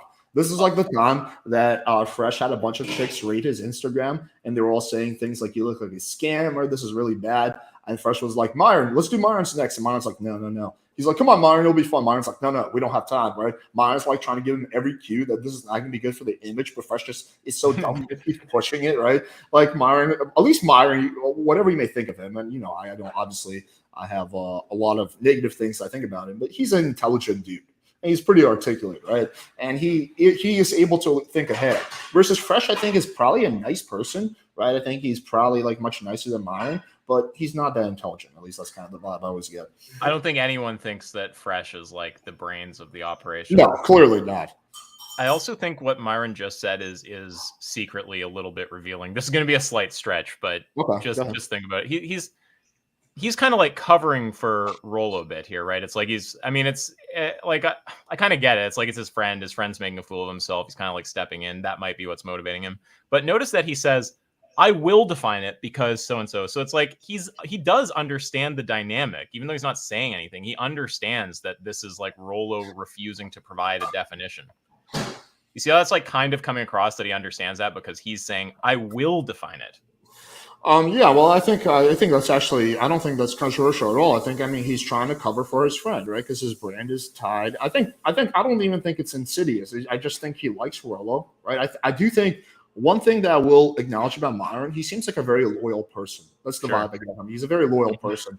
And so that, he sees Rollo as his friend and he's going to go, and that's one thing I can relate to him about because I'm also very very loyal. Right, so he's trying to cover for his friend because he's realizing that this is looking really, really bad for Rollo. Mm-hmm. Yeah, no, I know. I'm not saying it's bad, really. Like I do think he should find a way to have his friends back while also not like covering the bullshit he's saying. That's so hard though. I do understand the tightrope walk there, and I don't think his motives here are dark. I just think that it's a bit interesting that it comes across that he actually does understand the dynamic of this. Oh yeah, Myron totally understands what's going on. Fresh is in his own like La La Land right now, but Myron understands what's going on. I really don't know what's up. Yeah, we know where you're coming from, but we have the tweet over here. He doesn't know where he's coming from. He seems a little lost right now, so we're trying to figure out what exactly he means. But I think again, the tweet. I think that's the important part of the tweet is that it allows people to interpret it how they want, and which is why we're talking about it right now. The tweet. Yeah, but why would you? If I'm giving advice to people, I don't want them to interpret it how they want. Otherwise, what the fuck is the point of my message? If I'm not giving advice to people, that's the whole point of this. Do you want? It's like impossible. It's impossible to. Yep. Man, I think that you just hear my voice and Destiny's voice, and something in your head like thinks they're the same person. Oh, I thought you were Destiny. No. No. Does it sound like me? Is that why you paused it? I'm just sorry. I'm just like focused on a bunch of things. But what were you gonna say? No, nothing. I think you just heard Destiny's voice and thought it was me cutting in. Oh, okay. I didn't say anything. Oh, okay, gotcha. Let's keep going. Put anything out there without people interpreting it as follow these fucking steps. Here's your 12 rules for life, and you're going to live a happy fucking rules life. for being a high value man. That's literally what your tweet was. Do these things. High value. What is the wording of the tweet? Go back to the tweet itself. So here's in that wording of the tweet. What's the last part of that? What's the last one? Resist easing up on your focus. Whatever's like, do you want me to insert what you ought to be doing? You ought to be coding. Is that what I should say? You ought to be becoming a professional athlete. I don't know what your fucking strengths are. Alex, you can simplify, say work hard. Again, if I that's that same obtuseness as what you were talking about before, is it not? He's looking at his things now, and he's looking at number 8 and saying, resist easing up on your focus. Oh, you want me to define exactly what focus is? You should be focused on coding, or you should be focused on this thing or that thing. Yeah, this is so bad faith. He keeps dodging, deflecting, using like smoke and mirror type of tactics and purposeful misinterpretations of what the other person is saying. Like, it doesn't take a genius to figure out. And the whole Fresh and Fit audience, which is largely pro Rollo and like largely anti-Destiny, was saying Rollo fucked up on this one. Like, this dude is like a dipshit. I saw the chat after, and just the move he's making right now. It's just like when he tries to go, oh, you asking me to like define exactly what thing I think you should be focusing on. It's like, well, the whole problem, like, there's a shared understanding of the other terms, right? The idea is they don't understand what you mean by a high value man, right? They're not asking you to provide infinite detail on every aspect of your sentence. So you don't get to pick a random aspect and go, oh, did I not give enough detail there? There's a specific aspect that they don't understand what the fuck you're talking about. Yeah, he's being purposely obtuse. I mean, I think that's the easiest way of explaining it. Yeah, I think so. So here's the thing. If I say, you know what, you ought to be an NBA player. And it doesn't matter if that you're 5'9", fucking stay on your focus, and you're going to be the best NBA player you can possibly be. No, that'd be terrible advice. That would be absolutely terrible advice, because this isn't fucking advice. That's why. Okay, this is a list that is meant to get so you get an idea of what the fuck it is that you're going to do, so that you can become that high value man. Protect yourself. Don't get married. Avoid family creation. That's second. Again. Why don't you just say, here are some things you should think about if you're interested in becoming a high-value man? Not the quickest path to becoming a high-value man. Number 1, do not get married. Consider not getting married. The language is all wrong. I don't believe him for a second when he says that. He definitely is now using that as an excuse because he's been pressed on it. He would be so much better off if he just like actually explained like why he thinks this is going to make you a high-value man, rather than do all these weird smoke and mirrors. Yeah, or if he thinks that he overstated a bit and he's not sure he can defend it, then just say like, okay, look, I went a bit too far here, but I think I can defend something that's like 80% of this, right? Like what it's like some people don't have the mental tools to like disagree with others. You know what I mean? Like there's a certain level of like not being an egoic maniac and hearing criticism, and instead of reacting by taking it personally, going like, oh, okay, is this true? If it is true, then adjusting your position, then going back to this. It's like some people just don't have those tools. And when you put them in a situation where they have to use them, it's obvious that they don't have them. Yeah, and this is over the top shit. Anybody who knows anything about my material, when I throw this out there, they know this is. Well, that's actually not true. Like most of this is not over the top shit. Live consistently. That's not over the top. Learn game and networking, not all over the top. Play to your strength, build wealth, not over the top. So it's not all over the top stuff, right? So that's a blatant lie. Over the top shit. What else on that needs to fucking fire for douche nozzles? What else besides Ben Shapiro? I don't want to be a douche nozzle, but what else? Yeah, besides number 3, what else here is over the top? Besides vasectomy. Well, live consistently, okay? Well, what if some people will say, well, that's vanity, right? There's no way. Wait, lifting consistently is over the top. How's that over the top? That's the dumbest thing I've ever heard. Yeah, I mean, especially if you like Brandon Carter. That guy's pretty jacked, right? You're not going to get to a Brandon Carter level if you're not lifting consistently, okay? And also popping a whole bunch of steroids. Let's not forget about that. But yeah. You agree with that? Saying lift consistently. Hold on. For Rollo, it might be. Okay, to be fair. Guys, see, here's the thing. But you're missing, are you not hearing anything he's saying? By the way, it's a quick little fun side fact about Brandon Carter. So I met his assistant, his primary assistant, who's actually a big fan of my channel. And we were trying to get Brandon Carter on. And the last minute, Brandon Carter canceled because apparently he saw that I talked shit about Rollo and Fresh and Fit. And those are his boys. So just a funny little side story. It sucks that it's all like that. I'm curious, why exactly will they talk to Destiny? Destiny's shit talk these people probably worse than you even have. Or because at least the same territory is as bad as you. Because Destiny has a lot of clout. Okay, do they acknowledge that their principle like breaks down from clout, or do they say that you always? No, they don't. They don't acknowledge it, but it's like really obvious to me. Yeah, because you could just say like loyalty means not like having people on your channel who are associated with certain characters unless there's a certain clout level. If that's the principle, that's fine. But if they ignore the clout level, then just make an exception for Destiny. That seems a little weird. Yeah. Like, do you need to blindly agree with him? Because nothing he's saying is making any sense, bro. It's not making any sense to you because you don't understand the fucking concept of the tweet. That's why. You can't even thoroughly understand what I. Okay, let me stop here. Did you understand what I was saying about Brandon Carter? You take a shot for every time like Rollo swoons over Brandon Carter. But he's taken everything to this extreme level. Like to a lot of guys, Brandon Carter's not a high. Okay, would you agree with me that Brandon Carter is a high? The man has a crush on Brandon Carter. I don't know what the fuck they did together, but he's he's like obsessing about him. It's funny that he can't think of any other high value guy besides Brandon Carter. Value guy. Sure. Okay. You know who wouldn't? Ben Shapiro. You know who wouldn't? A lot of other people because they think that they're living out their own high value ideal. Do you understand that? Context. Like the 350-pound esports player is living out his ideal of a high value man. Yeah, whether or not that's working for him is irrelevant to the fucking tweet. When I say, okay, when I'm talking about Brandon Carter, you say you understand that. He's taking it to like this extreme level. How is Ben Shapiro not a high value guy? Like stay on top of it. Like for Brandon Carter, what do you think Brandon Carter's definition of a high value man? You're making me laugh at it because every time he says it, you start laughing. Dude, he said it at least 24 times. He's just Brandon Carter this, Brandon Carter that. It didn't actually like stand out to me the first time, but now it's making me laugh. No, it didn't stand up to me the first time either, but now I'm like saying there's like a weird obsession going on here. Probably the same as mine. Which is determined by society. If you have respect from your community, then you are a high value person. If people respect you. So being pro-social and having people like you and depending on the, I know you don't agree with him because he's Daily Wire. Ben Shapiro is definitely a high value man. Okay, but okay, so let's just say let's say he does. He said so. You don't think Ben Shapiro is a high value man? Let's take do I think he is? I don't think he's a high value man.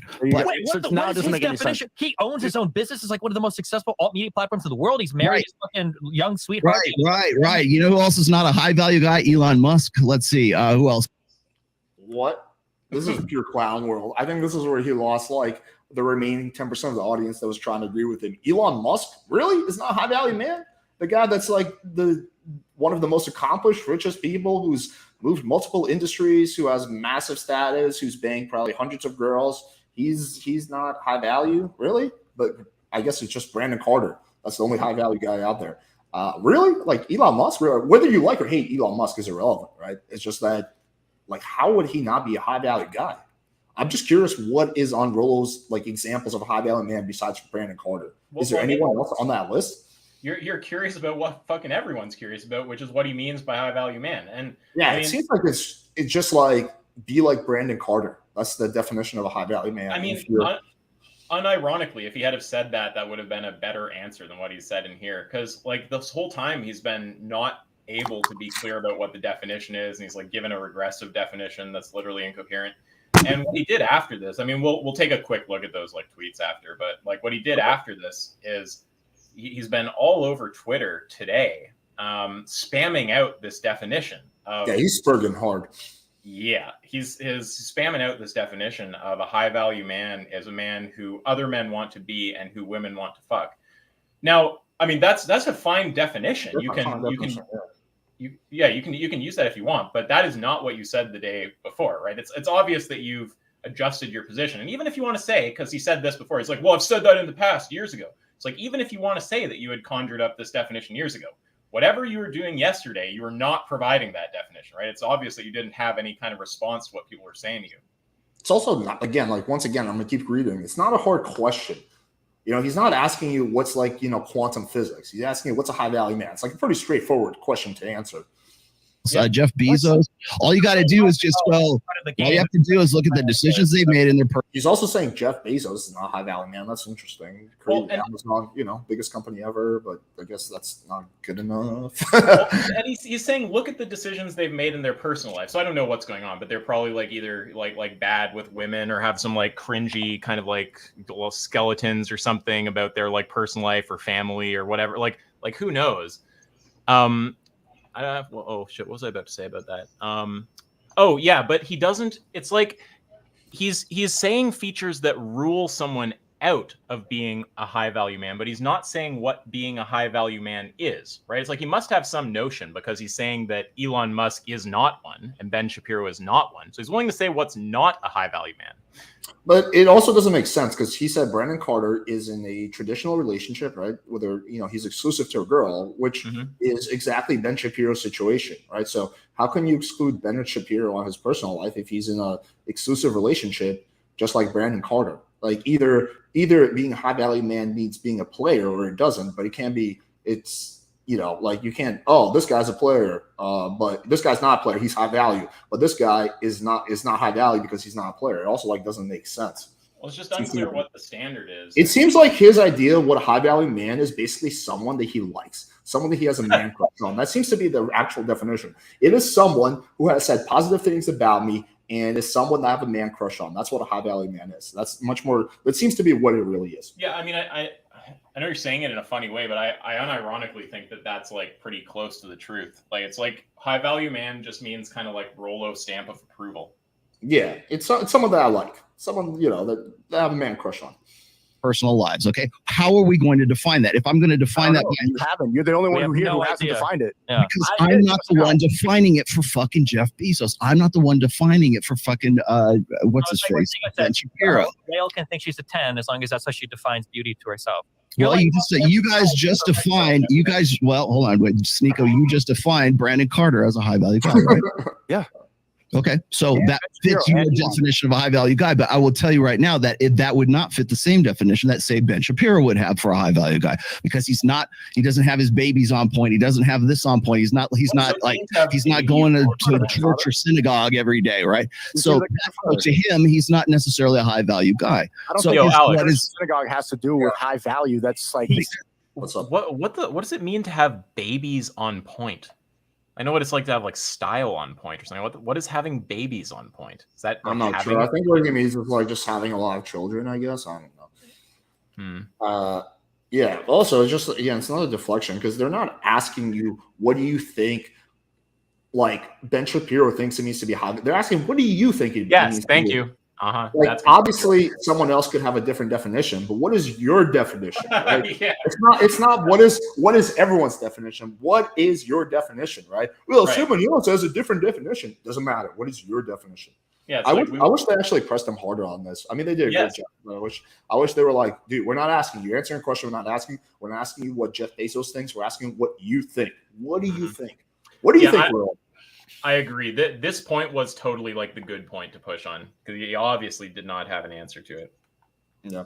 That's the way that other people would define it. Exactly. Yeah, but it's value is not subjective. When we talk about value, we're usually market. talking about some sort of exchange in a market. No. Value is usually what are people willing to do or give for a certain thing. It's not defined by this. If one man is on an island with no other people, there is no value. No, this one over your head is the idea of being high value. No, there is no idea of being high value. And if it was anybody else on the show, you guys would be roasted the fuck out of them for saying that's your idea of being high value. You would be roasted. If any of the girls come here, because you do this to girls all the time, so it goes right. They're like, I think I'm a 10. It's like, why? Because I'm so special and blah, blah, blah. I say you're not special. I just gave you Brandon Carter as an example. I just gave you Brandon Carter. I gave you, we can use any single example you want. You could be the 500-pound guy who just does esports, or it can be like Brandon Carter or the top G. Any one of those guys. He has said Brandon Carter at least 3 dozen times, I want to say by now. Yeah, I'm not taking thing still applies. All right, look. Are you better off without the obstructions? Are you better off without the bag? Everyone here has kind of a different thing. Like me, I've defined it. This is what I think makes you high value. You might have a different take on it. You might, Rollo, you might have a different take on it. I've defined it, and then I took my interpretation off what you said. If you want to get these things, and it makes sense to me, those things that you listed. But I'm seeing here that everyone here kind of has a different interpretation. Wait, of it. that's not true. All four of us. We don't know what Rollo's definition is because he won't expand on it. All he does is just keep talking about Brandon Carter. Us probably roughly agree on what No, we makes you don't. high value. No, we don't. The three of us probably Ben do. Shapiro said you said you have high value. I don't think I don't think Having he is. like some amount of like physical fitness. We all agree that that's decently valuable, correct? On some level, yeah. Okay. Having some amount of like social status. So you've got the attention of a lot of people and you're influential. We all agree on that, right? Mhm. Having some amount of financial success, right? You have freedom to take care of your family, retire if you want to, even at an early age. We all agree with that, right? Okay. And having some level of success with your family and friends, right? We all roughly agree on that, right? Okay. If you have those four things in check, you're probably a high value man. No, it's more than that. See, here's what he's saying. I can add more to it because for me, in my head, what high value is way more than that. To Fresh you, that isn't might be getting the important, point. but to me, it's not. That's not everything. What's a key He's component not missing from what I said? understanding. Is a high value guy the guy that marries somebody? Sorry, what? He's not understanding that, like, the question is, what does Rollo mean by this? Because once we know what Rollo means, then we can look at the tweet and go, is this true or not, given his meaning, right? We're not going, can we seek some other meaning where this comes out being true? Yeah, this is like really weird. From a foreign country and brings it over here so she can get citizenship? Because that's your family dynamic. My family dynamic is different than that. Does that make me high value or low value? Exactly. It's going to depend on the person. If I'm in a heterosexual marriage for 27 years and not in a polycule or some shit, like it's like some people will say you're high value because you do that. People will say, Rollo, you can't be red pill because you're married, or you can't be married because you're red pill. Okay. And suddenly I'm blue pill because I am actually in a relationship where it's like close on her end, close on on her end, and close on my end. But if I go and I talk to the top G, or I talk to somebody who's like in an open relationship, is that guy high value because of that? I'm not. This is not a judgment call. I'm just saying that the definition is going to be different, even if you have all those things. Even each one of those things that you just mentioned. This is so dumb. He's answering a question no one's asking. Everyone understands the definition is going to be different for different people. What is your motherfucking definition, Rollo? Mm-hmm. It's still subject to the context. I agree with what you said, Destiny. What I'm saying is that from within each one of those attributes, people are going to have something wildly different. And you know what they're going to do? They're going to use that for fucking blog fodder and topics to go and do, quick hit videos on because they just want, click through rate for something like that. What would we say about women? If we say, what is a high value woman? You tell me, man. It's like, again, this is the definition. Bro, this is like your wheelhouse. This is your chance to steamroll. I don't think you understand why fucking wheelhouse is. Quite honestly, I don't think you do. Real shit. Isn't that what you do? Your so you name should is know, the like, rational male. Yeah, a high value woman is.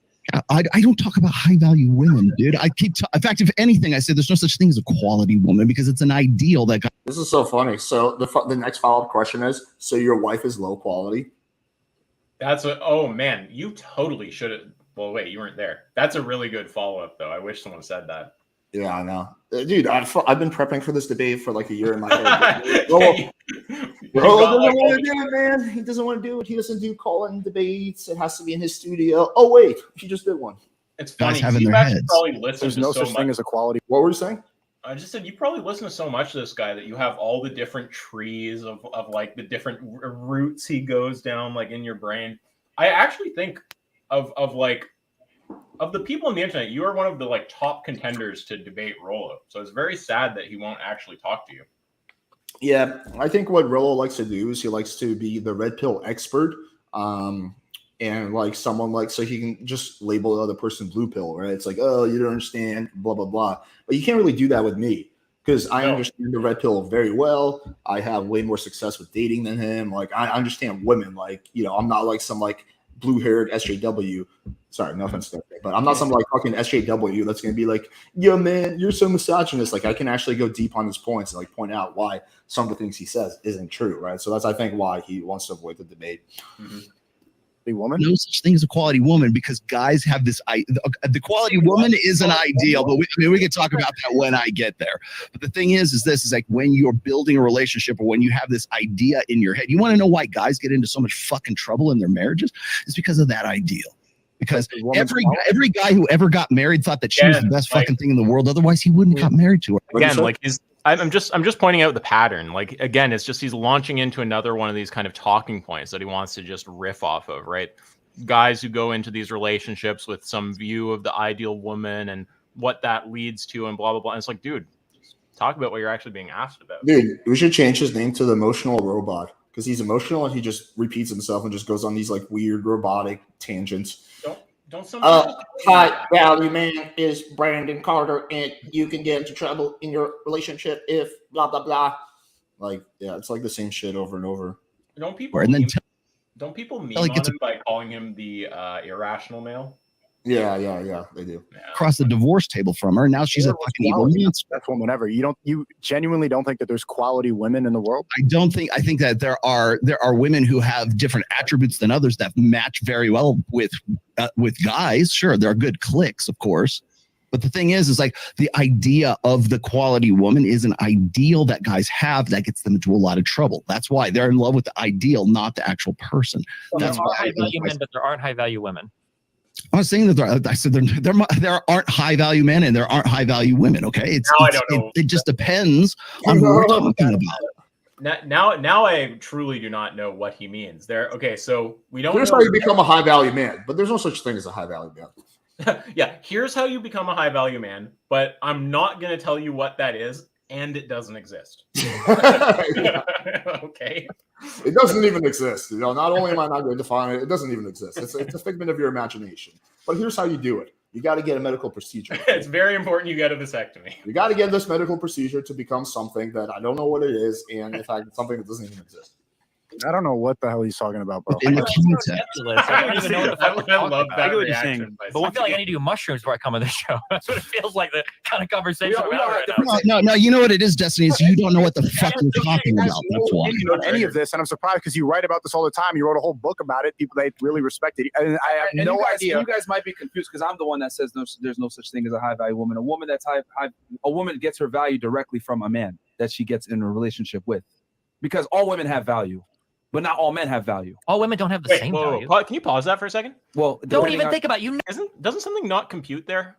All women have value, but women get value from men. Yeah. So what about a woman who is not with Doesn't a have man? a man. So then not all women. Yeah, it's a logical contradiction. Seems like it, yeah. No, that's not true. If I give you a woman with 100 bodies and a woman with 0 bodies, if I give you one that's 500 pounds, if I give you one with 5 kids, I will say, here's my thing. I will Because I've said say- this before. I know men must become and What were you going to say? Well, I was just going to say, although I do think he contradicted himself right there, I just don't get the same Weasley vibes from Myron. Like, he has some ideas that, again, like you kind of said the same thing, some ideas that I really disagree with. But I suspect if you like pressed him and said, wait, that doesn't technically make sense, that he'd probably adjust. Yeah, potentially.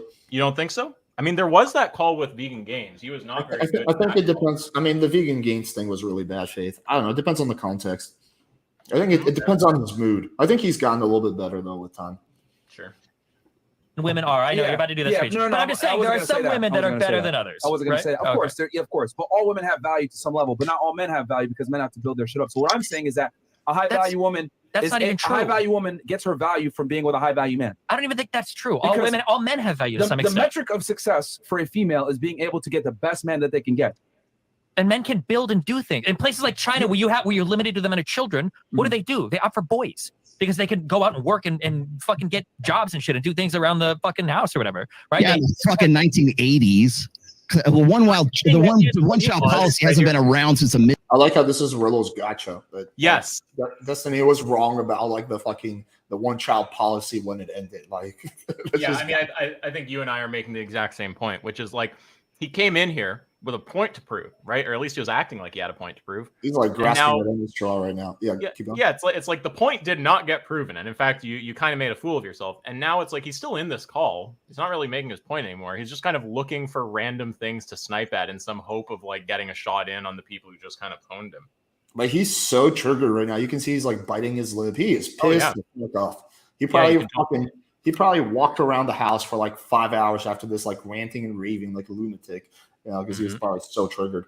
Mid-90s, dude. Sure, but when it was Fragile grossly male. favoring the birth of boys because you could do more with boys than you could with women. Just the idea that like that was a perception until they and now they're facing the consequences of that.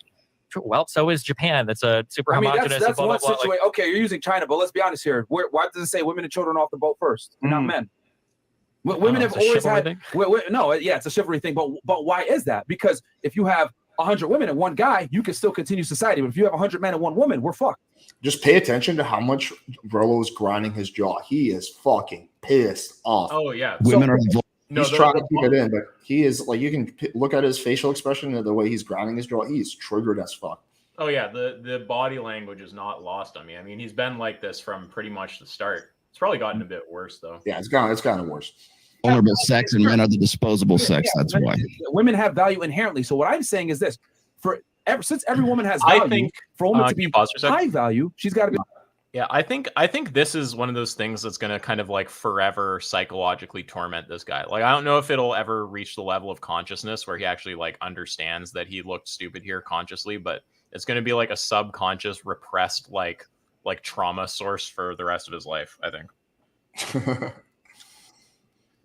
Be able to lock down a high value guy. There's a reason why women take a man's last name and not the other way around. Women, when they meet each other and hug, the first thing they ask typically is, "Oh, do you have a man? Do you have a relationship? Tell me about your kids, etc." When two men meet, what do? Shake hands. What do you do for a living? Men are judged on creating value. Women are judged on creating children, typically. Now, are there some women out there that chase success and making money, whatever? Sure, but that is not the main goal of a female. The main goal of a female from a biological sense is to procreate. For a woman to procreate, she's got to be with a man. Typically, they want the best guy. For a man to procreate, he's got to create excess resources to be able to attract that woman. So what we bring to the table is different. And what I would argue— I don't disagree with any of that, but there are high-value women, and there probably are high-value men. I think a woman's only high value if she could lock down a high-value guy. That's my take. Okay, well, at least you have a definition for it. That's my definition on it. Which, again, I see all of us here at the table have different opinions, which is great. But that's my take on it. Like with a high value man, a high value woman. No. I mean, what you want me to say is a woman who has a low body count, who is a girl from the Amish Dutch country in Pennsylvania, who's never known another man, doesn't have any social media. I mean, there's a lot of ways we can go with this, but again, it's those are ideals. Okay, yeah, the other ideals are important because ideals are what we strive for.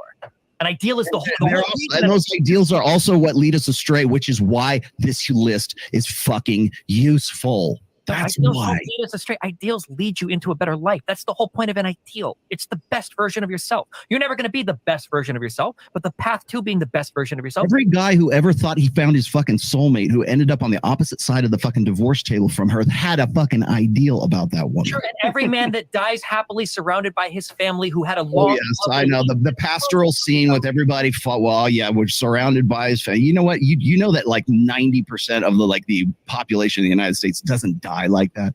They actually die in assisted living, and nobody knows about it until the next morning. Okay, as opposed to you, who was tweeting about dying in his motorbike in an accident. Okay, dude. You said you wanted to black metal. That is a fucking fantasy. Let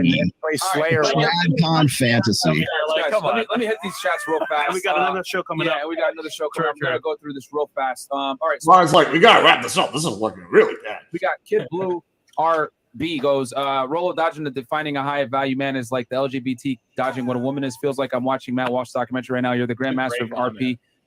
You out of all people should be able to define what a high value man is. He can't define high value male, but he can define us as douche nozzles. All right, let me. That's pretty funny though. Microsheet says, Myron, you're my guy, but you're giving Rollo an out. Let him stand on the chair he's standing on so he can continue to hang himself with his food. I know you really want to defend him because here's the thing. I know you base a lot of the show around that book, but bro, he's making absolutely no sense. Yeah. Does that that like a background effect that just got played, was that their sound man actually signing off on this comment making fun of Rollo?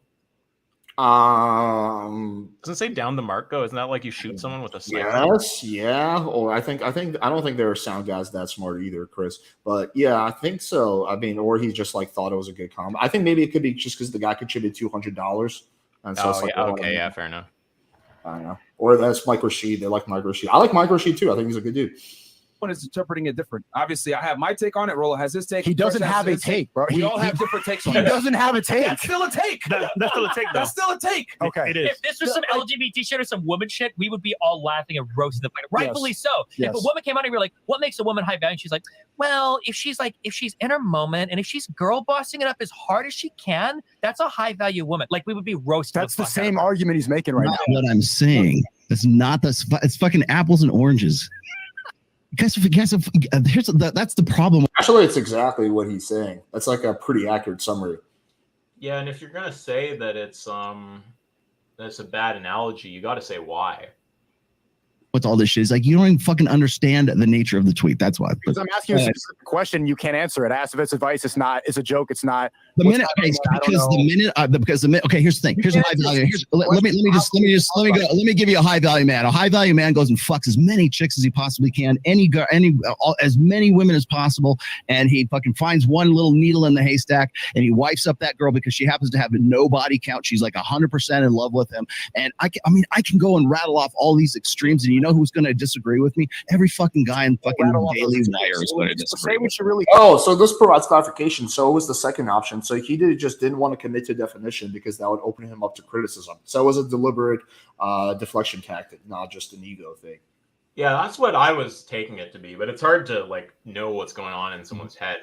Based on that, I think that's pretty good evidence that he's just a purposeful deflection tactic. It's like, hey, I don't want to define it because someone else is going to, come after me if I give a specific definition. But if I never commit to a position, then you can't really criticize me, right? Mm-hmm. But his statements commit him to a position, though, because when he makes that statement, I mean, he must have some idea of high value man in mind, right? He's not just saying like, in order to become a Garfarflolarp, you do these following things. Like, no, like he has some term in mind with fucking meaning behind it, surely. Right. Don't say it ironically. Say what you believe. What I'm saying is what I believe here, okay? This is the whole thing. It's the point of the fucking tweet is that it's your fucking definition of what it is. You keep saying that when you said Ben Shapiro, you said Ben Shapiro's not a high-value man. So you must be comparing him to some standard in your head. You said Bezos is not a high-value man. You said Elon Musk is not a high-value man. So there's some standard in your head. You compare these guys there's one. Can you pause? What is that standard? Yeah. There's some things Destiny says in here that are really good. Like there's that one before where he pointed out that how you define it matters because it'll determine if the proposition's like true or not. And now he's pointing out, well, for your sentence to even make sense, there has to be some kind of standard that you have in mind, right? I think that these are like very good points. Then how you can claim he's not high value man? He could think he's a high value man, right? So there has got to be some, right. So it's obvious. Like you just listen to Rollo talk, and it's like he's constantly invoking the term high value man in context where it wouldn't make sense for the term to be an empty label, right? He's saying like you meet the criteria if this happens, or he calls this person or that person a high value man, or says this person isn't high value, right? That doesn't make sense if it's an empty term that has no meaning. Mm-hmm. Right. Well, let's all you would have to do is look at their personal lives so you would understand this. Again, do I have time to go and enumerate all of that? No, I don't. But if you go and you look at what they're doing, like look, let's just use Elon Musk for a second. Yeah, let's use Ben Shapiro. That was a good example. Ben Shapiro. Yeah, we can look at Ben Shapiro. How did he meet his wife? Do you know how he met his wife? What did they grow up? Arranged, right? Was it an arranged or family friends? I don't know. No, basically what Ben Shapiro did was he wore this chick down over the course of God knows like 3 or 4 months, right? He would meet the definition of stalking and being a creeper on the if he wasn't Ben Shapiro, right? If he didn't have his background in I think as far as I know, I could be wrong with this, but when Ben Shapiro met his wife, he wasn't Ben Shapiro. That's what I was gonna say. I think he was just a random person. Yeah, because sorry, go ahead. No, I'm just saying like well, clearly the girl didn't think he was a stalker because she married him and they have like a family. It seems to be like a good relationship from everything I've seen. It's not like a fucking a Steven Crowder type of relationship. So like, by the way, I disagree with a lot of shit that Ben Shapiro says, but like it seems like his personal life is pretty good. He's a religious person. He wanted to have a family. He has a family with a woman who's I think was a virgin when she met him, which is important to him. She's a doctor. Like, I don't see how like he was like pursuing her a little bit too hard. He could be a stalker. Well, the girl didn't think he was a stalker, so that's the only thing that matters. And he wasn't famous when he met her, so he's just being disingenuous here. Well, to be fair, he might not know he wasn't famous when he met her, but he might not. But then he shouldn't make statements like that and say that like the only reason he got him is because he was like Ben Shapiro.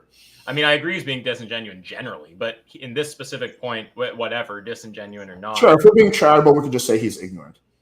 But either way, it's false. He's ignorant at best, disingenuous at worst. Right. Yeah, like 3 to 4 months. What does that mean? Basically, he wore her down is what he did. He's very proud of that fact too. Okay, hold on real quick. You seem to have a problem with this. When somebody asks you what is X, and then you go, well, it's X, you're not really answering the question. You've done this like 3 times. When you say wore her down over 3 to 4 months, what does that mean? Did they date? Did he see her after school? What that means is he was persistent. He just kept wearing her down over. He's all about these like ridiculous, regressive definitions. I will send you. I will send you the fucking. I will send you the. Rollo really just does not get a definition. What does it mean to wear her down? It's basically when you wear a girl down. Yeah. Yeah. What is a high value man? It's basically when you're a high value man. Video. I will send you the video. Okay. Jesus. All right. You guys should viewer call-ins more often. It's cute. Okay. Yeah, and you should send your OnlyFans girls to come at me to debate me in your proxy next I time. mean, we're asking to debate you right now, and you can't even. Except next time, please find the girl who actually puts lenses in her fucking glasses. A little weird. These are such petty things to criticize. He's talking about Farah, who I've debated too. And again, I disagree with some shit she says, but she puts lenses in her glasses. Who gives a fuck? That's such a petty criticism. Yeah, You're so triggered, dude. Are you okay? Not very rational. Weird I shots. think, This is the best part. They handled this beautifully because they just started mocking him. Supposed to be the I said emotional male, before, I think. because I would consider Ben Shapiro a high value guy. I would. Yes, no, everybody would, obviously. But Wait, you again, there's disagree different with takes the Grandmaster? The Look Godfather. at Rollo's face when Myron disagrees with Now him. y'all just being Young niggas dickheads. trolling, man. Look how hard he's chewing on his lip. Myron, would you agree with his get Myron to outlook agree. on women? With Ben Shapiro's outlook on women? Yeah. Ben Shapiro has literally come at you for exactly this. For everything that these guys are talking about, he's come at you for exactly the same thing. Oh, I think I know now why Rollo doesn't think Ben Shapiro is a high value man, because Ben Shapiro came after Rollo and it hurt his feelings. So therefore, he cannot be a high value man. Right. Yeah. Yeah. So because he's not like Brandon Carter, who's nice to him. You guys did a full show on this. no, for sure. I disagree with him on as far as like the female stuff. Like, oh yeah, that like having sexual experience is like bad for you, like he was trying to say. Mhm. But I think objectively speaking, from the things that I listed as far as what I think makes a guy high value, he has all those things. Now, he's limited on his knowledge of females. Yeah, that's a base point. You can disagree with someone and still think that they're high value, right? Like, I disagree with some shit about Elon Musk. I still think he's high value. I disagree with some Jeff Bezos shit. Still think he's high value, right? So, like, you don't have to 100% agree with someone's beliefs for them to be high value. Like, that's non sequitur. Well, and For the sure, problem, right? Because I think he is, can you only pause got for a with second? one girl and Oh, yeah, sure. Yeah, no worries. The problem is if you are gonna rule out everyone from being a high value male who you don't like, and then you don't like a bunch of like public figures, you're gonna have to do a lot of like ad hoc modification of your definition of high value male to like make sense of who is and isn't a high value. I wish man. someone asked him, what are some other examples of high value men besides Brandon Carter, and just watch him like stutter. You think he would? You don't think he'd name more people off, and he's just kind of a little obsessed with Brandon Carter? I don't know. It seems like he's having really hard times thinking of anyone besides Brandon Carter. Rollo, if you're watching this, let us know what you think are some other high value men besides your main Brandon Carter. you know, she comes from a certain type. She comes from a family, and a certain family I don't want to say because we're on YouTube, but but I think that set her up. Yeah, cha-ching. That set her up to be a girl that would be to his liking. But the point I'm trying to make is I think Ben Shapiro's a high value guy, but I don't agree with his stances on women. Same thing with Steven Crowder right now. You guys were just talking about Crowder not too long ago. Like right up until he got this divorce and all this stuff started coming out and Candace Owens and all that shit. Guys, but I don't. Everybody would have said he was a high value guy until now. I think they're high value guys like Crowder and Ben Shapiro based on what they've accomplished in life. But I don't agree with their standpoints on. Rollo females. thinks that if he disagrees with them, then they can't. You guys are just, like, go back to fucking Twitch. Just go back to Twitch and start playing games again. You have no fucking point. There's no point for either one of you to be on this fucking show, quite honestly. Dumbledore has spoken. Because here's the thing. The traditional conservative beliefs don't necessarily work in today's sexual marketplace when it comes to dealing with women. No, we agree, but that's the reason he thinks Ben Shapiro's not high value, because he disagreed with you on relationships. No, what I'm saying is that well, yes, I would actually agree with that, simply because. Okay, so there's a point. Does Ben Shapiro? Oh, I can't believe Rollo actually admitted that. So the reason he doesn't think Ben Shapiro's a high value man is because Ben Shapiro disagreed with him about relationships. So it's like really that petty. It's like, if you disagree with me, you cannot be a high value man. Well, charitably, maybe he thinks some part of being a high value man is having some kind of like knowledge about relationships that Ben doesn't have. Like, I can picture how to interpret that a bit more charitably. Shapiro, the way his disagreement with you, does that then at least in some way diminish him as a high value man? No, We can disagree. I disagree with that. I'm asking Myron. I mean, because it's Myron who says, he's a high value guy, but like he disagrees with the traditional relationships. If you're gonna look at money, muscles, and game, okay. In this case, it's the female aspect of what makes a high value guy, right? If he disagrees with what he's not disagreeing with me, he's disagreeing with Myron. He just said that he's high value. He said, by the way, I'm putting at a 50% chance that Rollo's going to burn the fresh and fit bridge, that he's going to go on a massive tangent, attack Myron, or after this. 50% chance that he's going to he burns like every bridge. Yeah, he burned the valuetainment bridge. Every time his feelings are hurt, he burns a bridge, right? Yeah. He's a highly I didn't know about the valuetainment stuff. Was that over having you on? No, it had nothing to do with me. It was over having John Anthony on. Oh, that's funny. Yeah, he got really triggered about that. Now, look, no one has more issues with John Anthony than me, but I could never in a million years imagine hitting up Adam being like, you had someone on that I don't like, so therefore you guys are douche nozzles. Like, what the fuck, dude? Like, they're independent platforms. So, yeah. So he just completely burned that bridge, which is a good bridge to have. They're very successful. They're growing fast. So, yeah, I put a 50% chance Rollo's going to burn this fresh and fit bridge. And it would be a shitty thing to do, not just for like business reasons or whatever, but like Myron seems like he's got his back about as much as is reasonable here. Like Rollo chose to enter this situation. It was his own doing. Myron's not going to play like fucking guardian angel or something for him. But like, what's he want? Does he want Myron to like kick fucking Destiny and Sneeko off like Frank Castle? No, he wants Myron to say, oh yeah, Ben Shapiro's not a high value man. Here's why. Kind of like Walter, Fresh, who's just like basically just reciting Rollo's talking points. So you think Rollo is basically triggered right now, because even though it's a little point, Myron's actually agreeing with Sneeko and Destiny about the question of whether Ben's a high value man. So he's agreeing more with them than Rollo. You think I think that's triggering Rollo, yeah, because I think, he's already triggered, but I think that's adding to the triggering because he's a person who really doesn't do well with disagreements. Right. And he's high value, but except for that one part where he's saying, you know what, I disagree with his outlook when it comes to like women and how best to go about like forming relationships or whatever, the sex, whatever it is.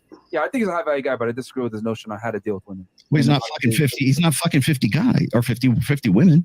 Yeah. 50 guys, 50 brains. Freudian slip right there. He's against that, which I think is dated. You know what I mean? Again, like I said before, I think a guy could be traditionally conservative, but I'd not agree.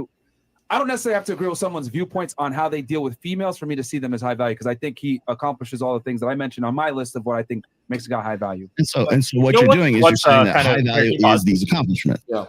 Credit to Myron, I guess. Like I take it that a lot of this red pill stuff originates with Rollo. That's why he's like the godfather or whatever of the red pill. But it does genuinely seem like even if Myron got the ideas from there, that he is like clarified them in his own mind and like hashed them out, and seems to actually have a better model of all this red pill stuff than Rollo.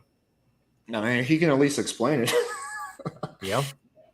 That's correct. Yeah, I'm interpreting it. Yeah, that's how I interpret it. Which obviously everyone here at the panel has a different opinion. I kind of agree. Yeah, I agree with that. Respected, accomplished. One interesting thing I want to also point out about Myron. This is fascinating. He's actually very like calm and grounded around other men.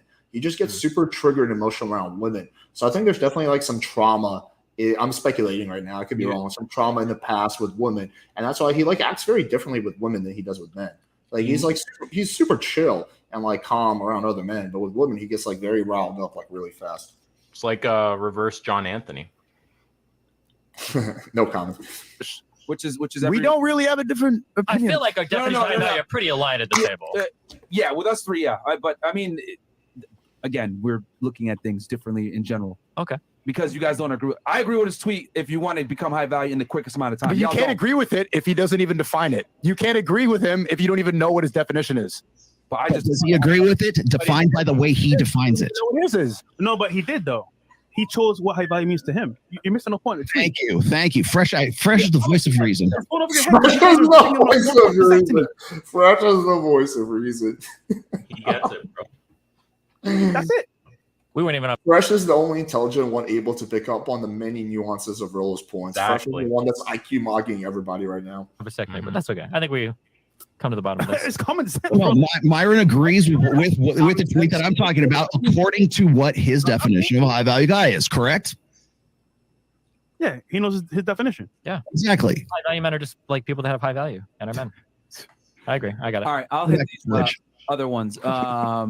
We got here Viking Paradigm, ignoring the context, talking over, interrupting ad hominems, goalpost shifting, claiming Rollo's it's advice when nodding it's not. along. He's Why? I who's don't trying know. to control everyone who's not. He didn't realize that was against him. He thought that was against Destiny until like the very end. And now he's fighting his lip again. Hey, you're a douche nozzle. Oh. That's a douche nozzle thing to say. Show the Viking, man. That's not very Okay. rational of you. Life, love, value. Women aren't so simple. Leave these RP dudes alone in their zone to stew. Responsibility, intelligence, and discipline above all, and are talismans of happiness for most people. Enjoy life, grind, and don't glorify. Hey, I anyone. agree. Okay. 100%. And then what else we got here? We got Mike Rashid. I hope y'all don't let Rollo's weird immigration comment fly by. Immigration comment. Immigration? I wish I got an invite for this I discussion. wish you got an invite for this discussion. He should come to the round table next week. Immigration? I don't know what it is. I'll have to try to pull it up later. But yeah, Maybe I don't he know. means the comment about Ben's wife being of a certain, like he was referring to her being Jewish, and the little cha-ching thing went Ah, off. but Ben is Jewish too. Like, what's I know she's like she's from Africa. She's from one of those rare what's that country that's like northeast Africa. Oh, is it Northeast Africa? Yeah, she's from Northeast Africa. She's from one of those like African countries where there's a small Jewish. Oh, Ethiopian. She's an Ethiopian Jew. Well, that's random. So I don't know if that's what he's referring to. I mean, I don't see what the issue with that is. I mean, fucking who gives a shit? He's not Trump. We didn't talk about What am I talking about? immigration. I don't know. Okay. All right. What else? Anything else? Up to you guys. Question mark. That's it. John. 100%. 100%. If I wanted to learn how to become a successful man, I'd go to Rollo before going to Sneeko or Destiny. Two grown-ass men who argue like teenage boys. All right, so Well, then you're a dummy. 55-year-old guy calling us douche nozzles to someone who's like 3 times younger, that's a mature way to argue? Damn. If that's your idea, then okay. Wow.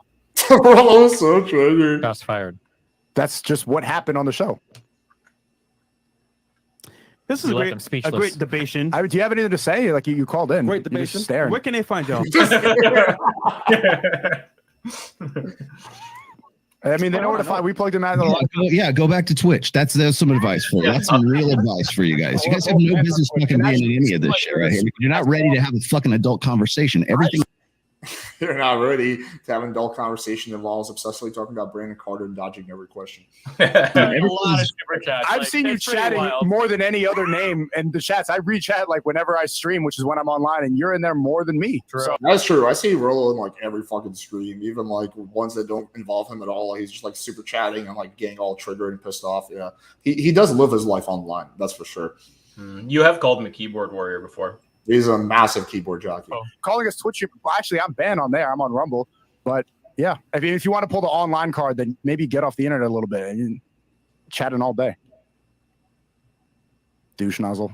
I love you, Sneeko, in this league. Sneeko, you have officially gained my respect. It's harder when it's not just like 22-year-old women being ganged up on a podcast, huh? I'm sorry, Rollo. I'll be happy to fucking debate you, dude. On any topic you want. This is all right insane. now. We just did. No, you're talking about this one fucking tweet is what you're talking about. Well, we were talking to the godfather of Red Pill. Bro, will you debate me, you little douche nozzle? Trying to Yeah, decide- and and speaking it's of also- fucking, and speaking, Pause it. It's, Yeah. it's funny also because he's now flexing like he's willing to debate, and it's like, I don't understand what planet he's on. Like you just My man, did- you've literally said that you will not debate Destiny. Now you're Well- like, I'll debate you anytime. Well, I think he's not thinking clearly. Like he probably did. He originally have some policy about not debating him. I think in the back of his mind, he must on some level know that he looked like an idiot in this discussion. So it's a way to like cope or something. Yeah, I don't know. speaking of fucking tweets, or excuse me, speaking of fucking super chats, was that not you on whatever podcast the other night? Yeah, I like to support the people I go on to have a podcast. Right. Thank you very much. Thank you for at least admitting it. Those are the only 2 super chats I've sent in my life. If I'm watching content and I want to know if it's Red Pill or not, I just Seems like you're watching a lot more than you think you are. Every program I've ever been on. It's insane. You should get a tax credit for like watching me. Oh, do you have anything to say? Why are you staring like that, man? Okay. I thought you'd have a He's so pissed he can't talk. This is hilarious. It's like, no, you guys. Let's see. Here's the thing: is you guys. First of all, I've thrown out this. Slayer in his car after the show. First of all, This challenge. If you guys want to come to Vegas, come to Vegas. We'll sit across the table from each other. No, I'm not gonna build up your fucking dog shit podcast. What are you talking about? Come to Miami. I am coming to Miami next week. Oh, cool. I hope you're here next week. You guys are so mean, man. Yeah, What can we all come bro, together? I didn't. Oh yeah, there it goes. There it goes. Fresh. You have like literally zero intelligence and integrity. You little social Rollo fanboy. What do you mean we're mean? He called us douche nozzles. Oh, it's fine. He's the Grand Wizard of Red Pill, so I can't go. Grand Wizard. That's funny because that's like the KKK, whatever. Yeah. Like, Don't say anything about that. But I'm mean now because I'm calling him irrational for not having any arguments at all. Bro, I know you want to defend him because the book is here on the table, but like, bro, that made no sense. You guys have not read the book. You guys don't know what the fuck I'm you're not reading your talking book, bro. You can't even define what high value man is. Why would I read a book from a guy who can't have a clear definition? I don't know if you read the No, book. I'm not even gonna go there. I'm fucking for the last half hour. I've been trying to explain to you this shit to you. You guys have no business being in this fucking sphere to begin with. First of all, second of all, you should leave the sphere to guys who have been out of the game for 25 years, who spend their whole day on the internet arguing with people who are highly emotional. These are the real leaders in the space that you need to defer to. People who cannot define anything, people who have no concrete ideas, people who are constantly emotionally and fucking spurting out. These are the real people that should be, this should be left up to, not little dipshits like you who are out there fucking random girls and living life and like doing things outside of the internet. Keep it forever until you're 65. And the reason why is because you devolve into. You want to know why? Like when we talk, nobody debates anymore. You know why? Because it devolves into this middle school. People always talk shit about debate once they get wrecked in a debate. I know. Get destroyed, and debate is the least productive thing ever. No one tried to understand. No one debates anymore. Meanwhile, God, just like every debate. Yes, you guys should marry each other. You can't call this childish when you were the one who started insulting. I would just ask you a question and then you said douche nozzle. True. Now you're gonna go play the maturity card. Yeah. Now I'm gonna play the maturity card. That was a middle school argument. All right. I mean, this is not going anywhere. This was a great debate. I like Debation. Well, I mean, it's very obvious that everyone here has different takes, which is great. I think that's good. I'm not sure what his take is still, but that's cool. It's different than ours. Byron Remember. smoothing You know what I it mean? over. So Yeah. it is what it is. Is there anything else, Chris? Or Let's see. Nope, we're good. all right, All right. Bro, Smash do you have that like anything button. that you want to say before we? I was gonna say I'll be there next week. All right, cool. Well, I think we'll have him on the 15th. Let's do a boxing match. Just kidding. All right. Rollo, thanks for coming on, bro. Thanks, Rollo.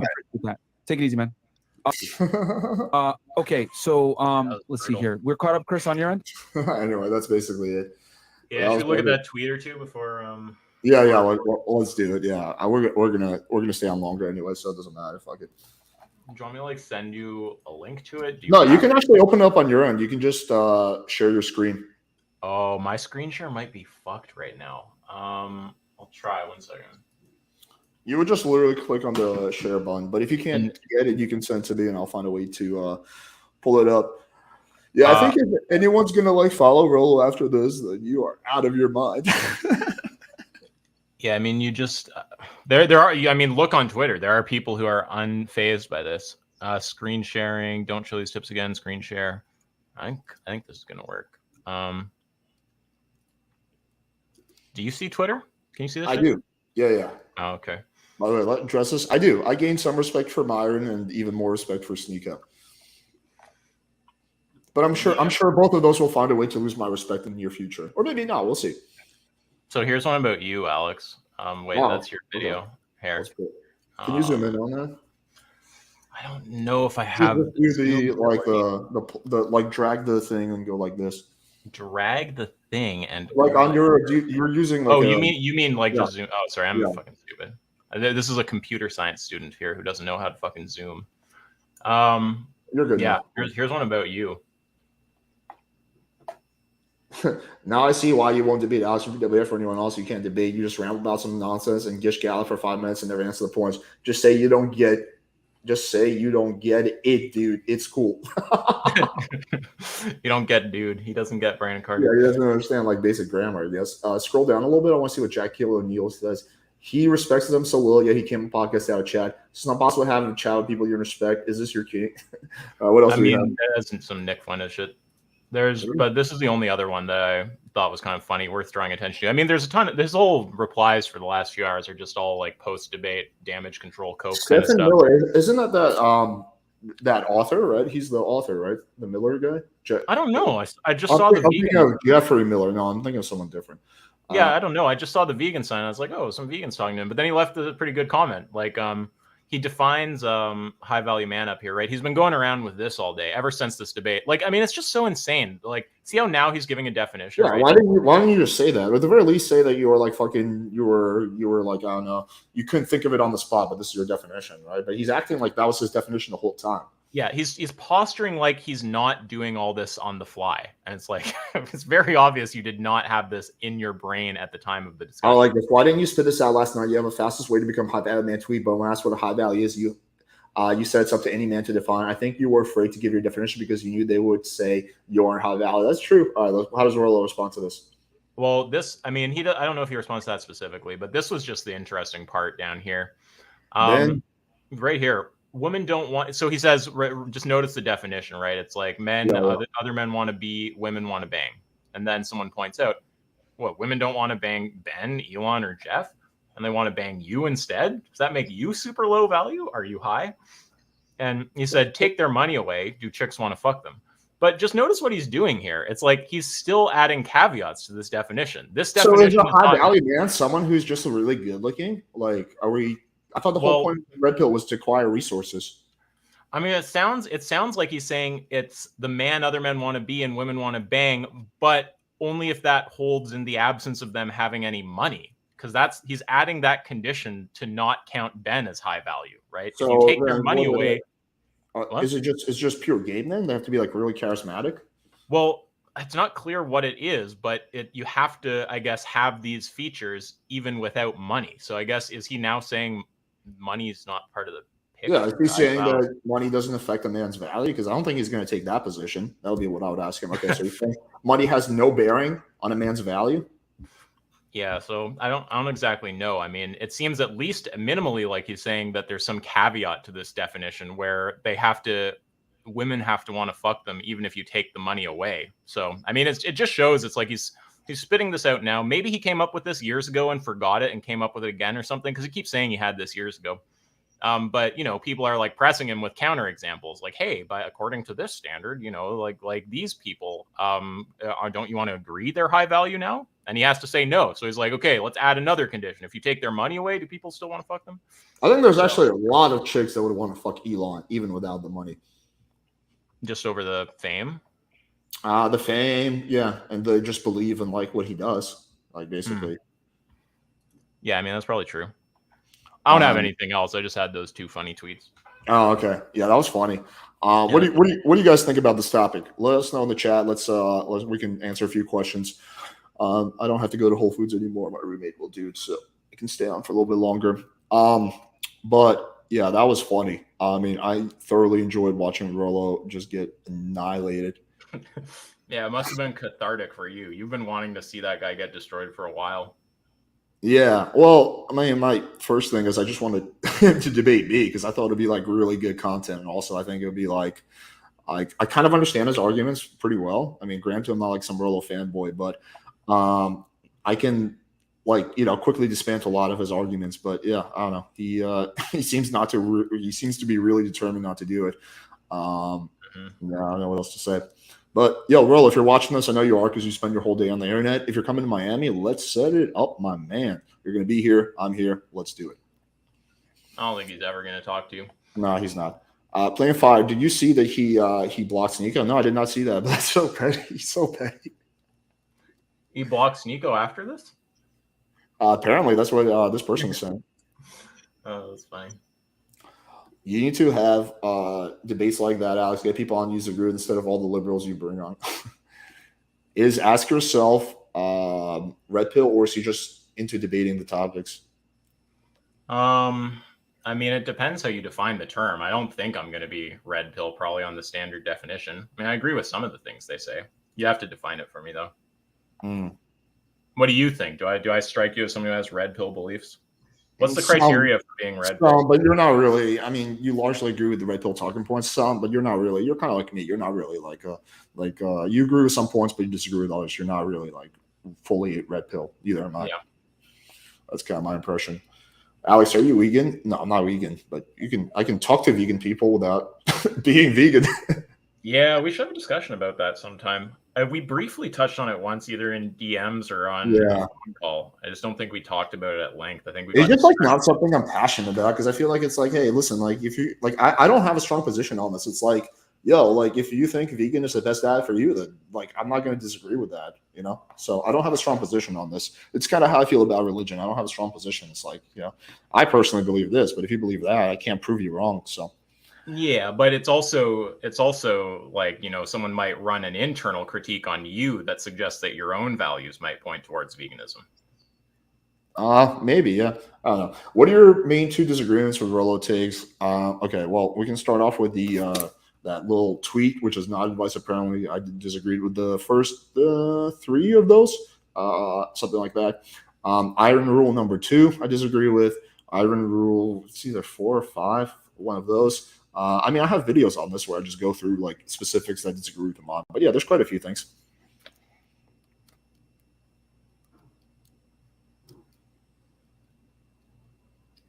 Would you consider putting your difference in mind aside and debate him? Yeah, I've always been down to debate Myron. I'm always down to debate people who I don't get along with. I would totally debate Myron. I'm 100% open to that. That's never been like on my end. When I watch him, when you come up, it sounds like there's some sense of like betrayal or something. He'll always say things like, the people who have your back on the way up, you have their, like, I don't know. The way he talks about it is like, you didn't have his back. Yeah, that's weird. He thinks in his mind that I betrayed him, which is like really weird because like he just spun a narrative in his own mind, and it has to do with the fact that like he was talking about fitness at the time before he had Fresh and Fit, and I wasn't interested in doing more fitness content, so I was like, yo, let's hold off, because I knew he was starting a YouTube channel. Let's hold off until like you start a channel so we can talk about dating shit. And he saw that as me like not wanting to fuck with him, even though like even when he was at 5,000 subs, when I was still bigger than him, I was like, yo, let's do that podcast now. And he wanted to promote his like fucking ebook, and I wasn't okay with that, you know, because like whatever, I politely declined that. So yeah, he just takes a lot of shit personally that aren't personal, you know. So you said he's getting better though. Maybe he'll transcend to a level where he's like willing to talk to you. Yeah, maybe we'll see, I guess. Okay. Any of you guys have any other? Torsha also said that her and Rollo are fighting right now. Oh, that's interesting. That was just like one ally. I never heard about that. Yeah, Rollo just like fucking gets to fights with everybody. The dude just loves to burn bridges. He probably doesn't love to. He probably just doesn't like have mature adult ways of processing things, and just like rages and breaks things in his life. Yeah, I agree with that. Bro, Rollo even fighting with his biggest fans. That's funny. But probably true. I don't know. Should we open up the panel for like 15 minutes? See what people. I mean, I can hang around or go. It's no big deal. I'm just going to do a bunch of work after this. Yeah, let's go to 11. Let's do like 15, 20 minutes. Yeah, totally. Okay, I'm gonna open up the Playing with fire. People are saying you ran away from modern industry. Is that true? I don't know where this narrative comes from. Okay. The whole thing is even on video. But basically, what happened was I was filming infield, and Myron like saw me, and he like started yelling, kind of like a crazy person. And, you don't talk about us. And I was like, dude, I'll do whatever the fuck I want. And then we basically, after the set was over, I came back. And we were like kind of arguing with each other for like 15 minutes, and it was just like not going anywhere. I mean, I was like we were like right in each other's faces. I mean, not like in a fighting way, but like just arguing. Yeah, so I didn't back down from anything. I was just like, you know, saying like, yo, man, you don't have a right to tell me what I can and cannot do on my channel. I mean, I was really calm the whole time. He was getting a little pissed off, but yeah. I don't know where this idea comes from. I think someone said it once, and people just keep repeating things that they know nothing about. Okay. What's up, guys? What's going on? Yo. Yeah, I just had a question for Isaac. Oh, yeah, sure. My question would be, how would you answer the question, what is a woman? Well, it's anyone who identifies as a woman.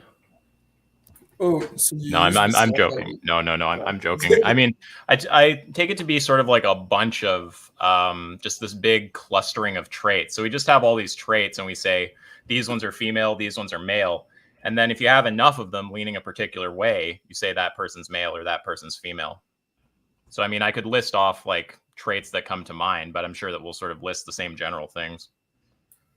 Oh, one rebuttal I've seen to your rebuttal to the self ID argument is that when people like Vosh say a woman is one who identifies as a woman, the second word woman that they use is not the same as the initial woman. So they'll say that a woman is one who fits the social characteristics of what your society determines to be a woman.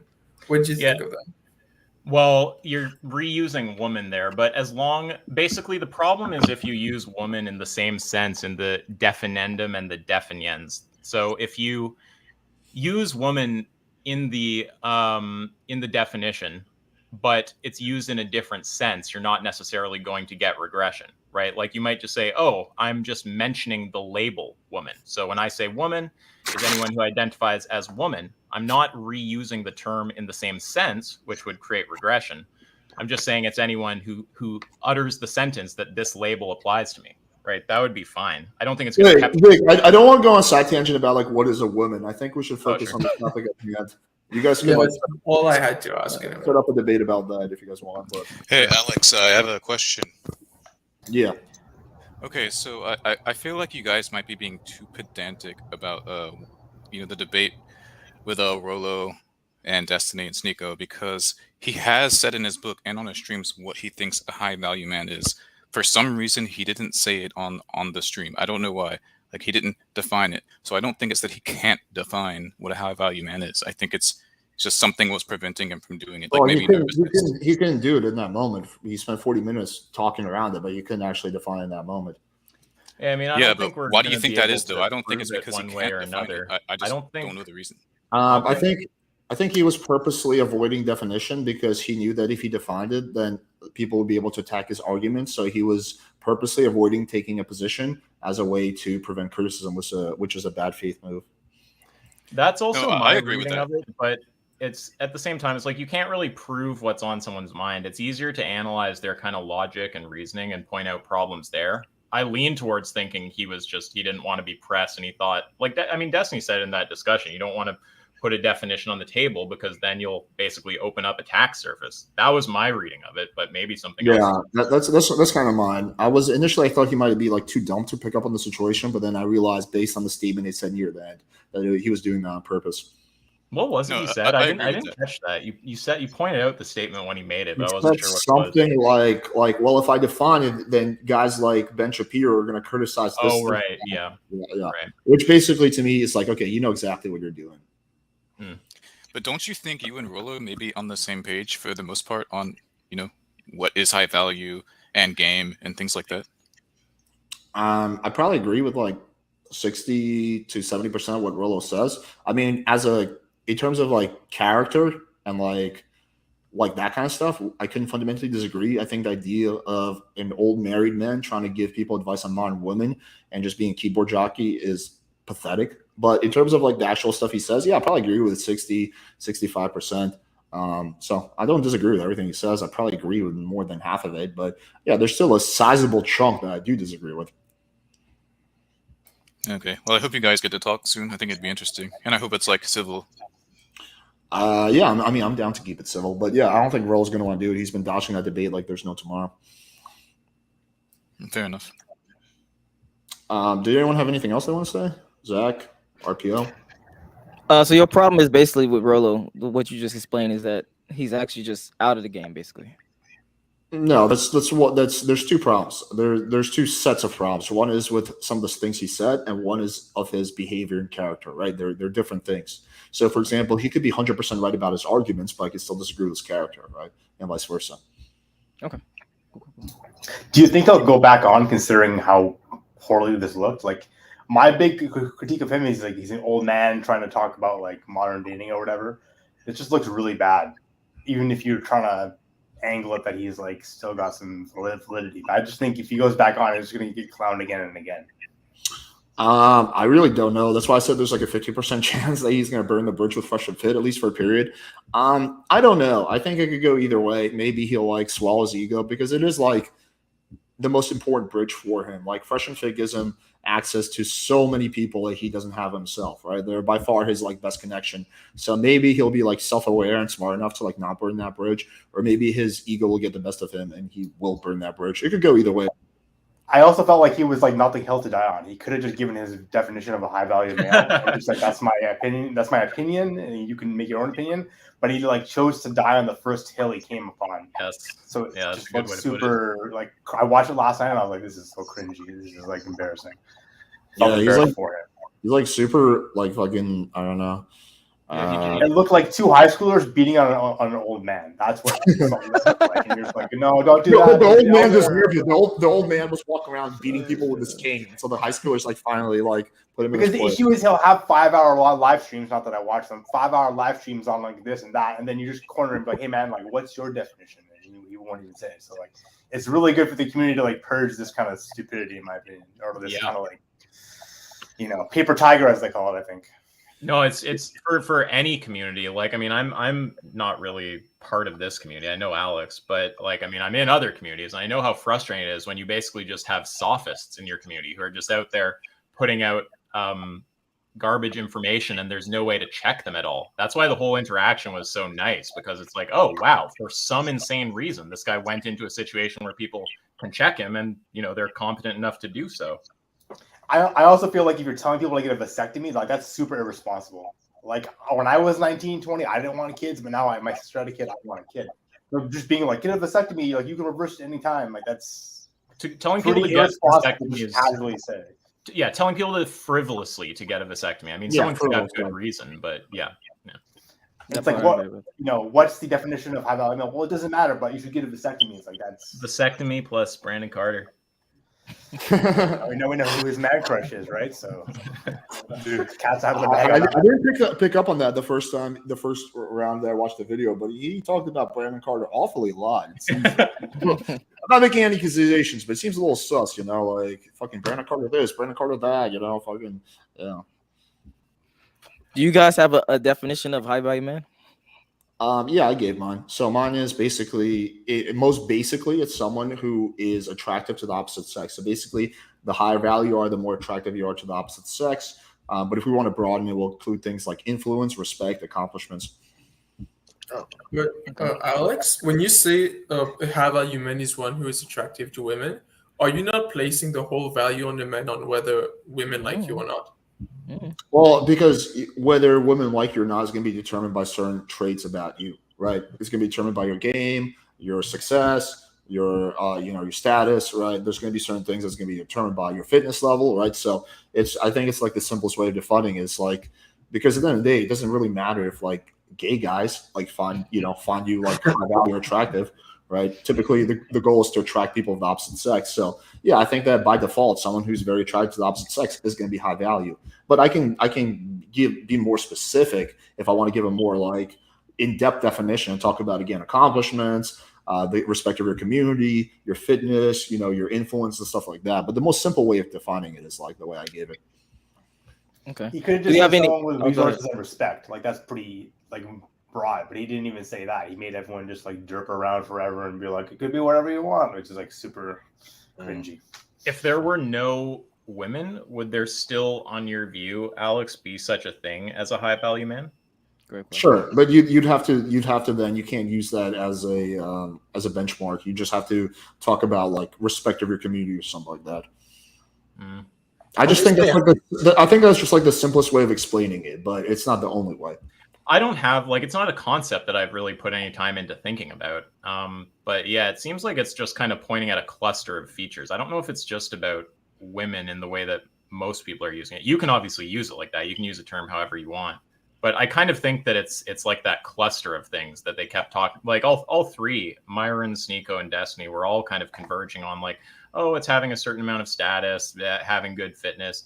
I guess I'm just confused, Alex, why you treat those like they're kind of like the primary metric for value is like if women are attracted to you, and then what those things are kind of like secondary? Because no, they're not secondary, but it's just the simplest way of explaining it, right? I could say it's a certain combination of fitness, of status, of game, right? Of social skills, of network, right? I could define it like that, right? But a cleaner and easier way of explaining it is like, hey, women are going to be attracted to you if you have those things. If you don't have those things, women are not going to be attracted to you. So by default, like the easiest definition is like, how attractive you are to the opposite sex. Generally, I think correlates really well to your value as a man, right? But if I want to go more in depth, of course, I can talk about those things. Okay, but when you say attractiveness to the other sex, what? Sorry, you want to say something? No, go ahead.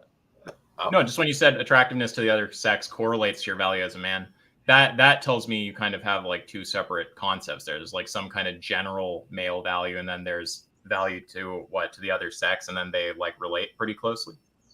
No, I think that I think they relate extremely closely, right? And so I think like again, all the things like that Myron was talking about are going to make you attractive to the opposite sex. So if I'm asked to give like a very simple explanation, definition, I'll say that. But if I'm asked to like really expand on it, then I'll talk about the status, I'll talk about the network, I'll talk about your game, I'll talk about all that stuff. Yeah, okay, I got you. Is there a way to quantize that? Quantify? Yeah, quantify. Not really that well, right? Because it is subjective. Well, in principle, there is. To some extent, you could, right? Like you could be like, have a six pack, right? That would be what you mean by fit. Have a network of at least 30 people. Be extremely confident to the point that like most women say you're confident. So I think you could quantify it to some extent. I'd also just add like a resourcefulness. Like if there's a difference between I'm coming to Miami to party versus hey Alex, I'm coming to Miami to party. I got the suite at this hotel. We got girls coming over. You should come. Maybe bring some ice and some limes for drinks. Like being resourceful and making things happen is always what I saw as more valuable than just being like I'm high value, like girls and guys chase me around. But if you're making things happen, if every time I go out with Alex, we end up at an after party or with a bunch of girls, that's more valuable. Yeah, but I would tie that back into network and social skills, right? Me too. Yeah, I agree. Okay. Yeah, it's more valuable than being like powdered up in the Red Pill community in a way, right? And just like what value is that to people? Sorry, what? I also thought that the Red Pill was like always, well, in terms of the high value man, was always talking about like what people see you as, mostly as a man, and then the women is like getting the women. So it's like always entwined. Like you have to have both to be considered high value, right? Men have to respect you, and men have to give you respect, and then you have to have women as well, right? But I think they're very much tied into each other because if a lot of women are attracted to you, then other men are going to respect you by default. And if a lot of men respect you, then pretty much by default, women are going to be attracted to you. So I think they're very much intertwined. So there's some small deviations. Okay. There's some small deviations, sure. Like ideal fit, like if you're like bodybuilder Jack, like maybe people in your gym will respect you, but women will not be attracted to that. So there are some deviations. I'm talking about in general. Okay. Yeah, Alex, that is a second question. Following what I said earlier, what trait would a high value woman have? I think, well, again, we're talking about my definition, right? But I think for me, it would be beauty, obviously, and I can go more specific on that. Big tits, big ass, fairly petite, but essentially beauty. I think that honesty, I think integrity, I think intelligence for me is also on the list. I think those are things. I think good values in general would make a woman high value. I don't particularly give a shit that much about a girl's body count unless it's like as long as it's not absurdly high. So that probably I wouldn't put on the list. So yeah, it'll be a combination of external and internal things. I don't really care about a girl's accomplishments. I don't really care about her status. I don't care, about that, but I don't care about her money. But I do care about her beauty, and I care about her internal qualities. So that's what would be for me. And I think most guys would be something along the lines of that. Some guys would be a little bit more external focused. Some guys would be more internal. Some guys would care about the body count. But that's the general just what I think most guys would care about, like combination of internal and external things. What about age? Yeah, I do think like the younger the woman is, generally, the higher her value. Okay. Wait, I mean to a threshold, right? 2 or 3, yeah, obviously above 8. Yeah, Isaac, there's nothing higher value than a 5-year-old. Okay. 5-year-old who's red pilled, who's following all the 5-year-old steps. who's red pilled, yeah. Well, Alex, and do you think that a high value woman is a woman who is attractive to you? Yeah. Okay. The definition is subjective. Like some people like will like they might include other things. I mean, I do think for most men it's going to be internal and external. Some might include things like body count. Some might include her like fertility, for example, people who are looking to start a family, right? So there could be additional qualifiers. Wait, this is an interesting question. Any thoughts on Top Destiny saying men do care about a woman's income? I don't know. Maybe he does, but I don't really care. I never cared about a woman's income. I just don't want her to be like just fucking laying around all day doing nothing. But as long as she has a passion she's pursuing, whether that's volunteering or a career of some kind, I don't really care how much she makes. So yeah, I don't know. Yeah, and Vikram, I think that Alex wasn't actually. I mean, correct me if I'm wrong, Alex. I don't think he was actually defining a high value woman as a woman he's attracted to. I think he was saying that he will be attracted to a woman if she is a high value woman. I don't think that was the definition, though. Well, again, they're both like very much intertwined, right? So if a woman's high value, I'll be attracted to her, and if I'm attracted to a woman, she's going to be high value, generally speaking, or she's going to be higher value, right? She might not be perfect, she might not be like perfectly high value, right? But she's going to be generally higher value on the attributes that mean stuff to me, Yeah. I want to. Go ahead. No, you go. It's fine. I want to push back real quick on one thing that you said, so I can just get careful clarification on it. You said that you would say minority of guys care about body count versus the majority. No, I don't. If I said that, I misspoke. I think there's a good amount of guys who care about body count. I don't know exactly what percentage it is. I'm just saying that's not something that I've cared about unless it's like super excessive.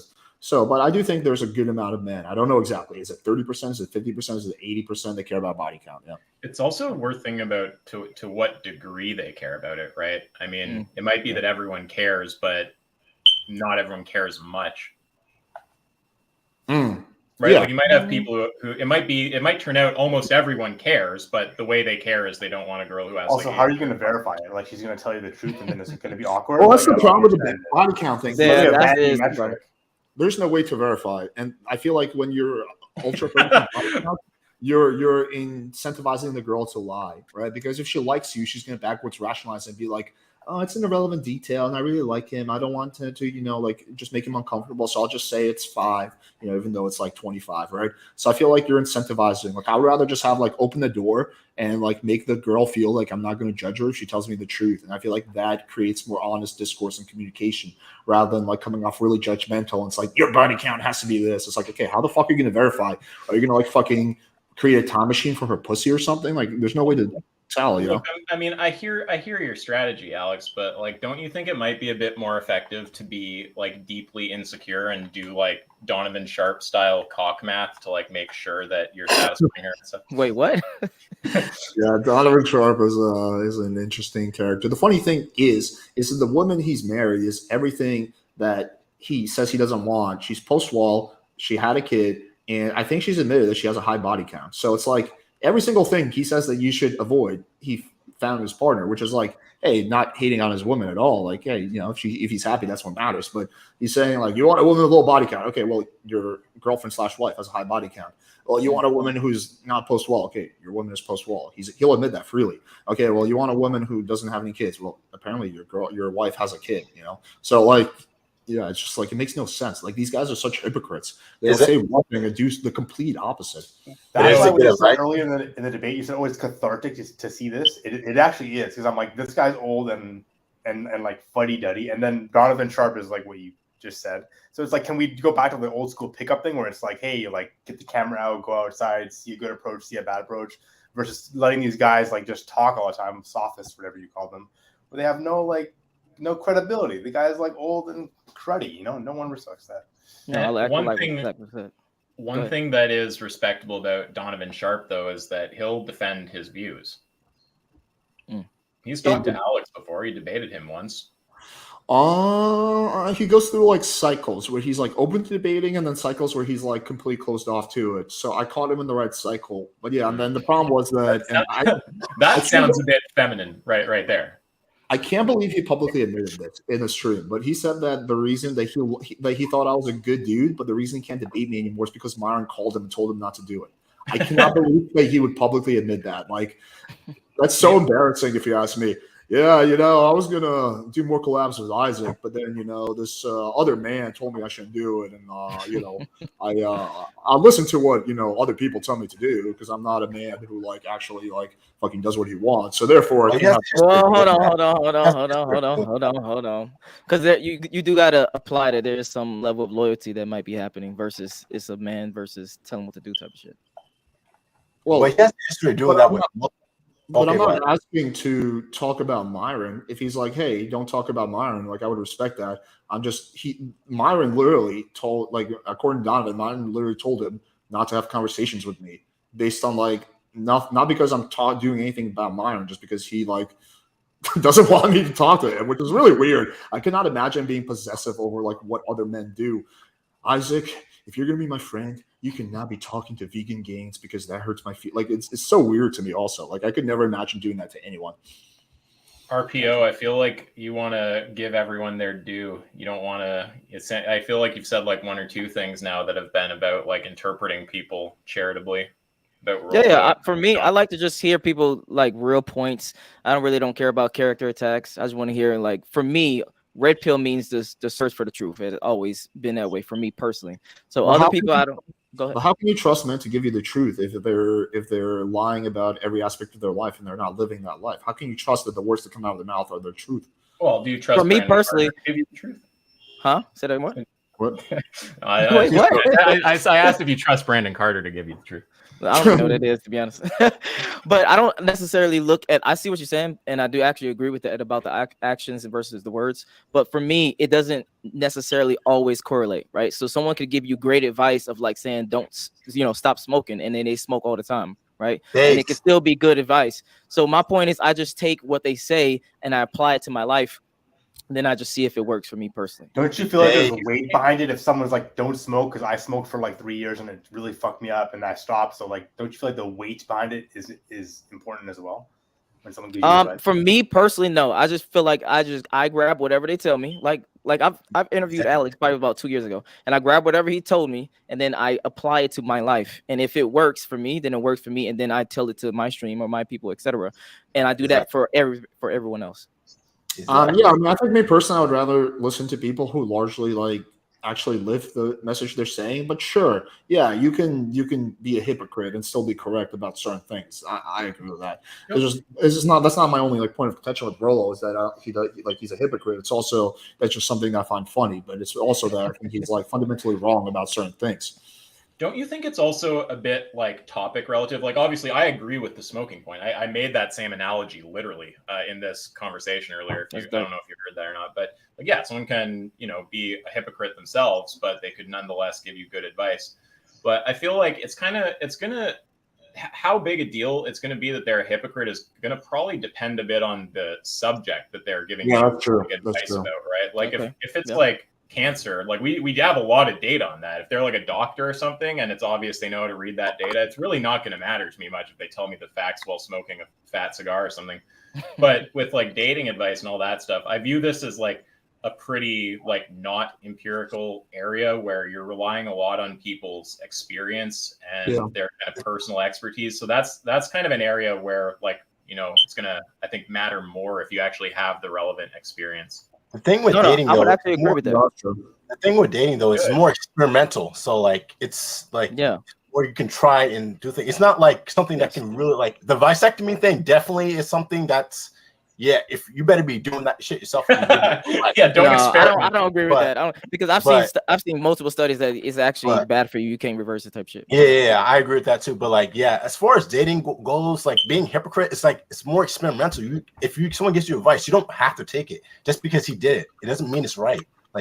Try it and see if it works for yourself. I agree with what's your name? We have to be able, if this community is to move forward, we have to be able to reward good ideas and criticize bad ideas, because otherwise we'll never move forward. And then the average person who doesn't really know what the right idea is, they're listening to these contradictory statements and opinions and advices, and they're not sure what the fuck to do. Right? It's not good for that. So we have to be able to call out BS and basically reward good ideas, right? So yeah, I mean, I think Yeah, I that's really agree with that. I think we all 6 of us on this panel, and most people probably that watched that interview would agree the vasectomy thing is out of the question. But the other things probably has some validity. Oh, also with the vasectomy thing is always weird because it doesn't fit with red pill. If the goal is to have a family, like how can you be a high value to a woman? And they say woman is like the most valuable thing that women can do is have a kid. Well, I hear you, Junior, but like to be charitable to them though, there is stuff like sperm freezing, and it could be that they want you to like not have kids where you shouldn't, and to only have kids when you should, and you can save enough sperm to do that. Like they could make it consistent. Yeah, but there's like such a easier way to do that. It's called wearing condoms. Like I don't. Like that. Have these guys not heard of condoms? Like I don't understand. Like who wear condoms in 2023? Well, I mean, you know, right? You can get a vasectomy, but if you don't wear condoms, you're opening yourself up to a whole bunch of diseases. I mean, if you've heard some of the stories I've heard, you would not be willy nilly about that. Okay? No, I'm joking. I'm joking. I'm just saying. I've heard some like horror stories about dudes like being YOLO raw dogging girls and getting some shit that could not be diagnosed and that had them like bedridden for months. Like, okay, like this shit is like, I don't know. I've done a complete 180 on this because when I was like in my early 20s, mid 20s, I used to kind of be like, YOLO, whatever, man. You know, as long as I get pregnant. But nowadays, I'm like, I ain't fucking any chick that I'm not, you know, I don't know really well. I'm not fucking any chick without a condom. Okay, like I'm super duper. Damn. No, I get that. I would agree that most men actually need to do that same thing. And LPO, I just had a question for you. What are some truths that you found in the red pill that you couldn't find from outside the red pill? Well, that might be a hard question for me because my definition of red pill is the search for the truth. So I can't really answer that question the way you probably want me to because for me, there's no separation. It's But hang on, the problem is that everyone thinks they're searching for the truth. You know what the black pillars say when you ask them what the black pill is? It's the truth, right? If you ask a blue pillar, do you think they'll say, "Oh, it's just a bunch of BS"? No, they'll say it's the truth. So everyone thinks they're searching for the truth. Yeah, RPO, there must be a bit more to it than the search for the truth, right? Like, don't you think it's kind of a specific point of view that has certain kind of like beliefs associated with it? No, because if I believe something and let's say I said anything on this panel right now that, I don't know, guys are physically stronger than women, right? But then you show me studies, you show me videos, you show me that majority of women are actually stronger than men. In my mind, then I change my opinion on if guys are physically stronger than women. So that's how I view life personally. So I can't literally separate the search from the truth from like the red pill or black pill. Okay, say that there's someone who has like all true beliefs, but they're like a massive cuck and they have like they work at like McDonald's. They're just like all the features that the red pill would like these people would typically not talk about. Would you say that person is red pill because their beliefs are true or they're seeking the truth? Yes, 100%. Even though they're like a cuck and they don't care about making money and they don't well, see, you adding caveats to it because if you're a person who understands the truth, then you're going to move a certain way, right? So if you're a person who just doesn't want to do anything in life, yet you understand what life is about, you understand how women move and how to get women, etc., then you're not going to be a person that just sits on your bed and stay on your mom's couch and eat Cheetos and stay at McDonald's. You're going to be a person that moves. But it's certainly possible, right? It's possible to have a person who. Well, yeah, there's no contradiction. Like you could have all true beliefs, but just be a giant cuck and like make no money and not exemplify any of the things that the red pill people talk about. Like I'm not trying to rip on you at all. I'm just saying. No. I like having good conversations. Go ahead. Yeah, like I'm just saying that the definition surely it has some kind of substance to it, right? It's not just the search for the truth. Like Alex said it. You don't want to say the black pillars are red pillars and the like. You know. I guess maybe you'll say they don't have true beliefs, but I don't think you want to say anyone who's seeking the truth is like a red pillar. It seems like there's an actual like ideology there. There's some beliefs associated. But like again, maybe with someone else's definition, but not mine. Mine is just a search for the truth. Now, if you want to add in actions, that might be something different. But my definition is literally just a search for the truth and understanding the truth, and always, try to better yourself and be the best version you can be. What certain beliefs do you think the red pill have? Ask yourself. I'm not super familiar with it, but it seems like there's a lot of emphasis on improving your looks, your money, and your status. There's an idea that doing that will bring you success with women. There's an idea that modern women have kind of like an exaggerated sense of value. I mean, I could like name off other things if you want me to try to name some more, but like that kind of cluster of beliefs, roughly. It's just being like Brandon Carter. That's the only thing that I gotta look up Brandon. I gotta look up this Brandon Carter. Y'all keep talking. So, surely that sounds reasonable enough to you, though, right, Junior? Like you're thinking of the same general kind of thing. Yeah. So, but like the question is, what do you want to do with it? Like, okay, is your goal to get women or leave a legacy, and then like, okay, so it's a question being asked. Okay, how do I get girls? And then the red pill will say, okay, you have to do you can do these things, and here's your best chance. That's how I always thought about it. And okay, you want to get more money. Okay, these are your best chance. Do these things. And are those true or not? If they're not true, then we should get rid of them. Yes. Yeah, I understand that there's an element for you about truth seeking. Like I'm sure that's, people are going to say that's part of it. I'm just saying it seems weird to me to say that that's all there is to red pill, because it seems like there's actually a cluster of beliefs associated with red pill. And it seems like we don't want to say that people are red pill if they are like seeking the truth, but have beliefs that are like the complete opposite of people who we typically consider red pill, like Myron or Fresh or Rollo. I think it just misconstrued definitions throughout the whole manosphere space of men. I don't want to say manosphere, just men in general or women in general. People have different definitions. And I think as us humans, especially us men, it's probably time for us to actually start being in unison with what we need to do, because we are getting crushed by women of today. How can we do that if men are being told different things completely? But that's what I'm saying. So I personally would say first come up with solid definition of what something is. Like this debate I just saw with Rollo, I think that was atrocious. That was seriously atrocious. They should definitely have debates about what is the actual definition, or just finite that definition, so that way other men can understand that definition and move accordingly. That's number one. Number two is then act on what is the truth of certain things. But you're also like, since there's not really a lot of like science and data behind this, the only way you're going to discover the truth is through like personal experiences, the anecdotal experiences, right? But if you're lacking those anecdotal experiences because you've been fucking married for 25 years, then how are you going to even know what the truth is about modern women, right? Because again, like what are you basing it on? Just some shit you see on Fresh and Fit. So, I actually do agree with you, Alex. I agree with you. Go ahead. I was gonna say, like, yeah. So if someone's married, why would they be seeking, like, unless they're getting divorced, why would they be seeking truth about women? Like, you already got your goal, so why are you looking to, like, A lot of those guys are like fucked over by their wife. That's the narrative, I guess, is like they got fucked over by their wife in their marriage. They're looking for like the real truth or whatever. So I guess they're exiting marriage, or maybe they're getting divorced and trying to figure out why they got divorced. That's from what I've read. I guess, but a lot of these guys have never been married. Like Myron has never been married. Fresh has never been married. I don't know if Donovan was married before Devin. I'm not sure about that. I don't think MLD has ever been married. So a lot of these guys have not been married,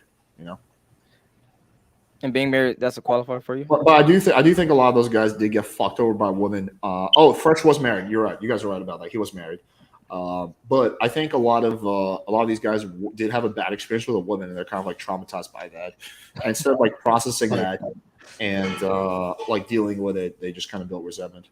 See, you can say that, but like we don't know for sure. Like you can assume that, but you wouldn't know that for sure. And like if that turned out to be wrong, it's like walking back that statement. It's like that's why I can give my own personal opinion on that, but like at the end of the day, like. We won't know for sure if that's what's really going on with them. Which part? Are you talking about getting married, or which part? These guys are like they have fucked up with women or whatnot or whatever. They're like traumatized. They're like yeah, I can't prove that in a court of law. That's my speculation, just based on like all the interactions I've had with them. But I would. But like everybody says that, and this writes them off as saying, okay, so they must have gotten bad experience with women, and that's why they believe these things. And then that's kind of like an easy way of doing the same thing they're doing. Like, okay, women do this because blah blah blah blah. It's the same thing, right? Well, no, I'm not dismissing their arguments. Just because they're they had like a fucked up past doesn't mean the arguments aren't true. Like I've acknowledged that I agree with like 60 to 65% of the stuff like Rollo and Fresh and Fit says, right? So clearly I agree with more than half. But what's it called? That's just kind of an observation I have, but it has no bearing on their arguments. They're just like kind of how they got into it, right? I see a lot of like, like dudes who have bad relationships with women. Honestly, that's like pretty common. A lot of guys have had bad relationships with women. A lot of women have had bad relationships with men, right? Some people deal with it by just getting into another relationship. Some people, build up rage, right? There's different ways you can deal with, a negative experience. Okay. Honest question: how come only guys who can play honest program call them a fraud are guys that have never bought the PWF program? Interesting question. I do not know, my friend. All right. Does anyone have anything else that they want to discuss, or anyone in the chat wants to come on? No, man, I've had enough crazy old fucking dude for today. Yeah, that video was funny. What was the best roast? What was the best roast that he got? I want to hear it. Dumbledore was Dumbledore. No, that was funny. Honestly, I thought the fucking old grandpa rambling about Vietnam stories. Yeah, that was pretty funny. I don't like people making fun of war vets, but like that was pretty funny because you were right in your analysis where you said he keeps trying to go on these like pre-manufactured tangents. He's like, let me tell you about it. And it's like, fuck. Yeah, No, I think he's like a social robot. He's like, Brandon Carter said that. I do agree what with do you have to say Alex. to all though, the guys I who got wish that divorced? What do you have to say to all of them? It's like so cringy. Huh? What? Sorry. Say that again. He like every time someone brought up like Destiny said something like, "Hey, there's like a bunch of guys that are like high value and have a nice family. Like, what would you say to them?" He's like, "Yeah, sure. They die with all their family around them. Whatever. What it's a ramble. Other guys?" And it's like, man, having an awesome family. Like, I have cousins that got married when they were like 25 that have an awesome family. What's wrong with that? That's something to aspire to. Is that not good? It's like every time he mentions something good, there's always like, yeah, right, okay, like people get divorced and they kill themselves. But yeah, it's like extreme pessimism. I mean, obviously you want to be like very cautious. No one's saying you should do that, but like just to assume that every marriage is going to like lead to disaster, it's not like really a good mindset. Michelle's debating Ganstar Grace John Value and Destroy him. Oh, interesting. Okay, I find Ganstar so fucking cringy to listen to. Then you gotta check it out. Yeah. And all right. Anyway, for you, go ahead. sorry, if you're going to talk. No, you're good. Go ahead. Do you think Nico's moving away from the red pill is legit, or is it just maybe he sees that the red pill is kind of dying off, so he's latching onto Islam, who might be growing? Because I saw that Andrew Tate did the same thing. Andrew Tate says red pill is a loser zone. It's legit. I'm 50-50. I don't know. I'd probably lean towards the side of it's legit, and like no offense to Sneeko, but I don't think he's like that deliberate and intelligent enough to like purposely like modulate his beliefs. Like I think this is the stuff. I think he's young. I think he changes his opinion a lot. And I think this is the shit that he legitimately believes. That's my opinion, but I could be wrong. Oh, so you think he actually believes in God now, or is that just a grifting? I think he does, but he believes. I think he believes in his idea what Islam is, but I don't think he actually knows much about Islam. He just probably thinks like, oh, Islam base, there are no SJWs. You can have 3 wives, right? That's what he thinks. I don't think he's ever actually read the Quran and like actually understands like the in depth about Islam. Like I really doubt he's praying 5 times a day. Okay. I don't think he's ever been to Mecca. I don't think he's ever going to go. Right? He just has an idea what it is. Something weird about the red pill and religion stuff. I was talking a little bit with Andrew from Crucible about this the other day, and he was kind of like expressing frustration as a Christian, like dealing with these people, because it seems like a lot of the time they'll invoke, like a perfect example of this is like Tate on his interview with Piers Morgan. Like a lot of these people will invoke religion so that their like kind of regressive beliefs around like how to treat women come off as like socially acceptable, because like, oh, if it's religion, whatever. But then they go and live lifestyles that are like totally not in line with like traditional religious values. Well, there's a lot of religious hypocrites there. I mean, to the most extent, there's like those dudes who say like, "Oh, gay guys are the worst," and then they're actually Jesse Lee Peterson, So right. there's various degrees of hypocrisy. Yeah, like Andrew Tate is not living the Muslim life. He's like fucking casinos. He's fucking chicks, right? I don't know. Smoking haram? I don't know. Not in Islam. Islam, you're allowed to. Okay, but I don't think drinking is, and he's drinking, so I don't know. So basically, it's like kind of like cherry picking what you want. Did any of you actually watch his interview with Piers Morgan? Yeah, I did. I watched some of it. Yeah, I mean, yeah, sorry. No, go ahead. I was just gonna say Pierce gets a bad rap, and he is really like sometimes annoying on some topics. But I thought he actually did a good job of holding Tate's feet to the fire. And Tate was like, it was quite a dodge fest. Like he was avoiding the fuck out of so many of Pierce's questions. Sure, yeah, he was. But I think also Pierce was just like going. I mean, it depends. First interview was very different than the second interview. Second interview, Pierce was a lot more friendly. I think because in the comments section, Pierce got destroyed, so he was like, "Oh, I should be nicer to this person."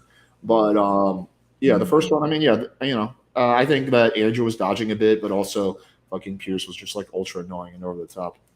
Yeah, interrupting. So since like Seiko's doing this change, do you think you can get him on for or debate or whatever again? Or no? I don't know if you answer that.